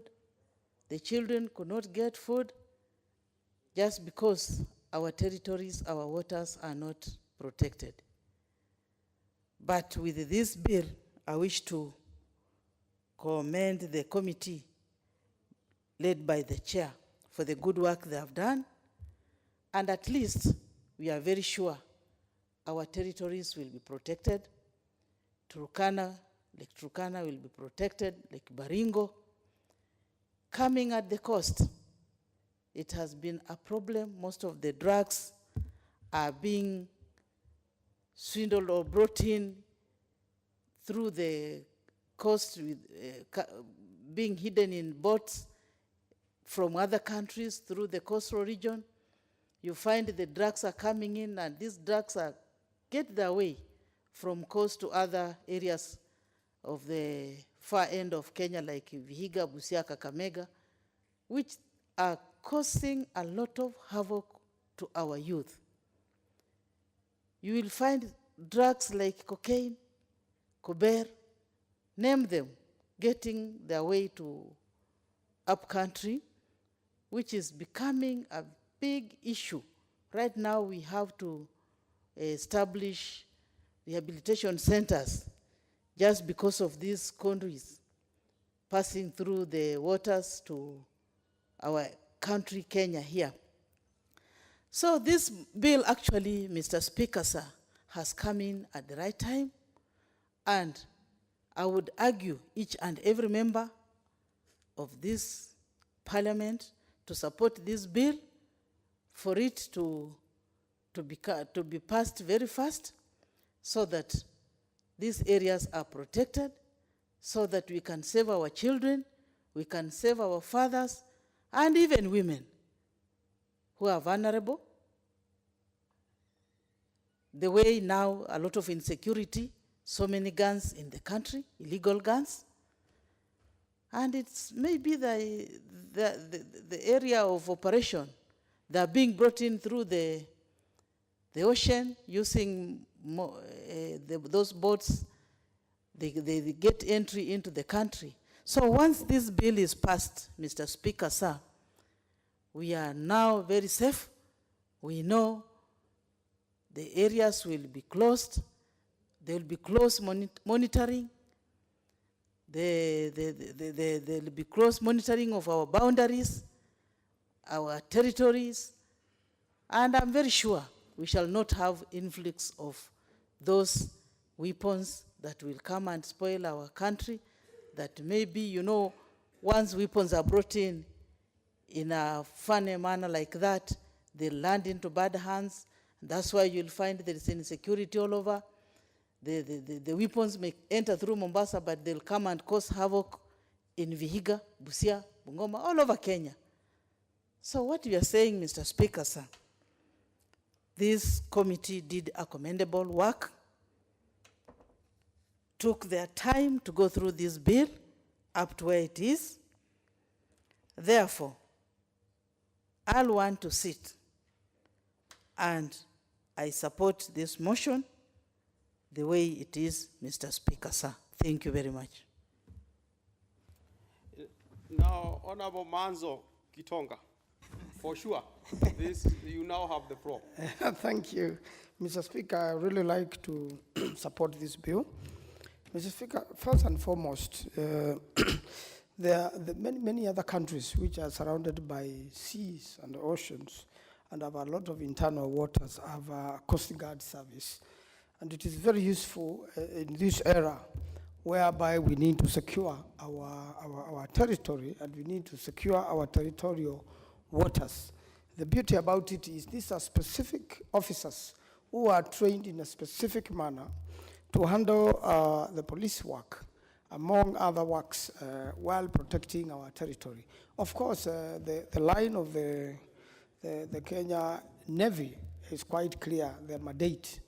And you can see from the bill that they will deal with both internal and external waters, such that the large body of water and inland waters, territorial waters means inland waters, internal waters, territory, sea and contiguous zones of Kenya, such that when it comes to the protection, Mr. Speaker, of the cleanliness of our waters, to ensure that they are safe, any other pollutants, it's one of the challenges which has been to execute. And now we have found the answer on how best we'll make sure that first and foremost our waters are clean and they provide clean environment. On the same breath, Mr. Speaker, you will find that these particular officers are drawn from officers who may have retired early, maybe from the Navy, from public service, from police, people who can easily be trained and are able to handle this service very well. People with specific skills, like on how to use boats, which could have ammunition or which could be able to fire in the event of making an arrest or a vessel is escaping from our water. And the most important, people who come to steal our fish in Lake Victoria and in the coastal region. In Lake Victoria, Mr. Speaker, the issue of Migingo Island was quite an issue in the 10th Parliament. And it was such a mess, Mr. Speaker, such that we did not have a proper mechanism of establishing exactly where the borders are. Eventually, Kenya spent a lot of money. We now know that Migingo Island is in Kenya. And we need to protect, our territory. And this sort of service is important. It's going to be based in different parts of the country. As a member for the Raka said, we're going to have the Grand High Force Dam, huge dam. The Thwake Adi Dam, which is in Makueni constituency. All these large bodies of water will definitely attract tourism, a lot of activities, and they will need protection. You need officers who are specific, who work in that region. And furthermore, this act will create employment to a lot of our youths, and that has been one of the challenges in Kenya, and the people who have a passion in this particular area. People who come from the coastal region, who come from the lake region, who come from the rivers, are good swimmers, such that even the swimming exercises which and lessons we give children in school can now be useful when we have divers and the people can be able to do other works other than what has been happening in the ordinary. And one of our biggest challenges now is security. We will have now proper officers even to guard our ferries in the coast and any other vessels we have, so that when they need escort, they can be escorted by experts who have a mandate emanating from a law. And therefore, I really want to thank the team of the Honorable Paul Koinange, which put together this act. In fact, it will pass with very, very minimal amendments. A serious job has been done on it. And if you look at the balance, it's such that it will be able to serve all parts of the country, and especially whereby we have borders in the lakes or with waters and with the ocean. And it will stop the stealing of our fish, which has been happening from people from very far who come, fish, take our own fish, and later on sell it to us. So we will be able to manage all that, and the Coast Guard services are long overdue in this country. So we are happy to get this act be passed as soon as possible. Have seen its commencement will be upon the approval by the Cabinet Secretary. Obviously, that is after the President has assented to it. And that means the Cabinet Secretary will have the necessary time to put all the mechanisms together.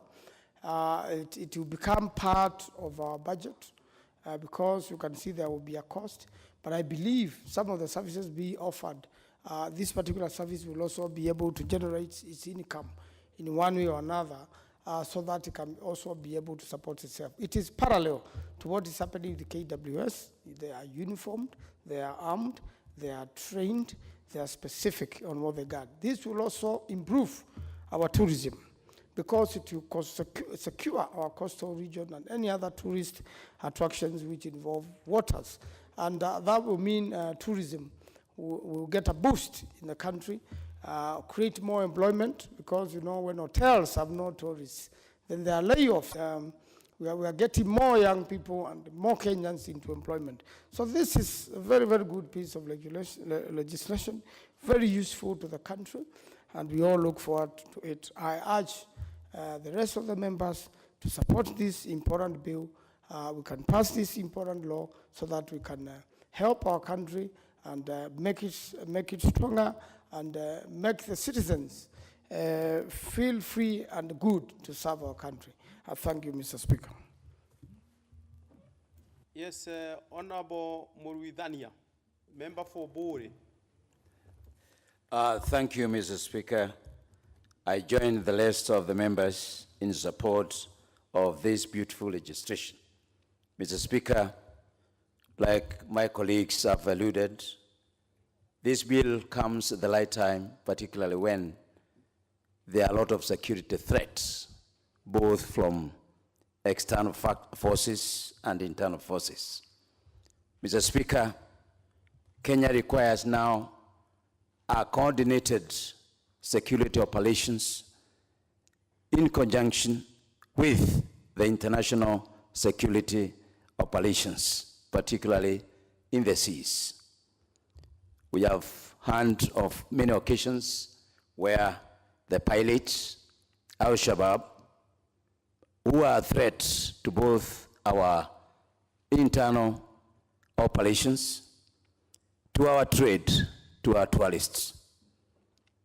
In specific areas, you'll find response mechanism are not appropriate because the concerns have to rely on the regular police and the armed forces. This is a well-coordinated security force that the bill seeks to establish. Mr. Speaker, we have now, as a country, focusing on the blue economy. This is the economy that is benefiting, or that is found in the oceans, Indian Ocean, Lake Victoria, Lake Turkana, Lake Naivasha, Lake Nakuru, and all those lakes that we have. When we have a well-trained Coast Guard services, this economy will be preserved. The threat of water pollution, the threat of people taking advantage of our heritage, the people taking advantage of what the country has under the sea. Mr. Speaker, we will make sure that this service offer those support services to ensure there is security, there is preserving of our heritage. Mr. Speaker, I know we have serious ports coming up. Lamu Port is coming up.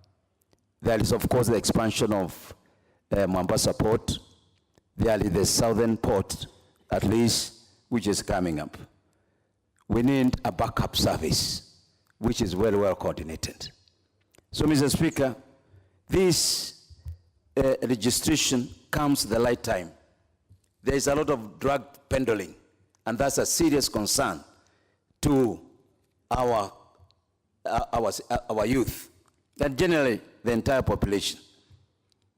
The drugs are easily sold along the coastline. It's a free area where tourists are coming in. It's a free area where people can go and relax. And I think from statistics, we have been identified, coastline has been identified at the areas where there's a lot of drug peddling. Mr. Speaker, there is also the export and smuggling of ivory from the interior to the coasts. Where poaching is becoming a serious threat. And some of these animal products that are exported, they found themselves through the sea. They pass through our coastlines.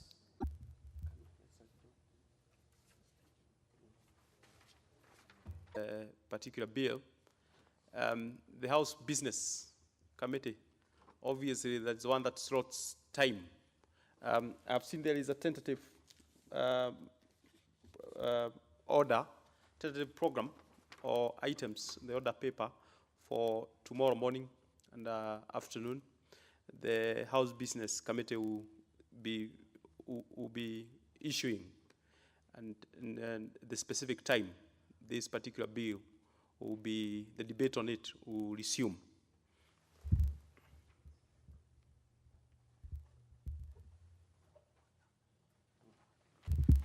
Very well, honorable members.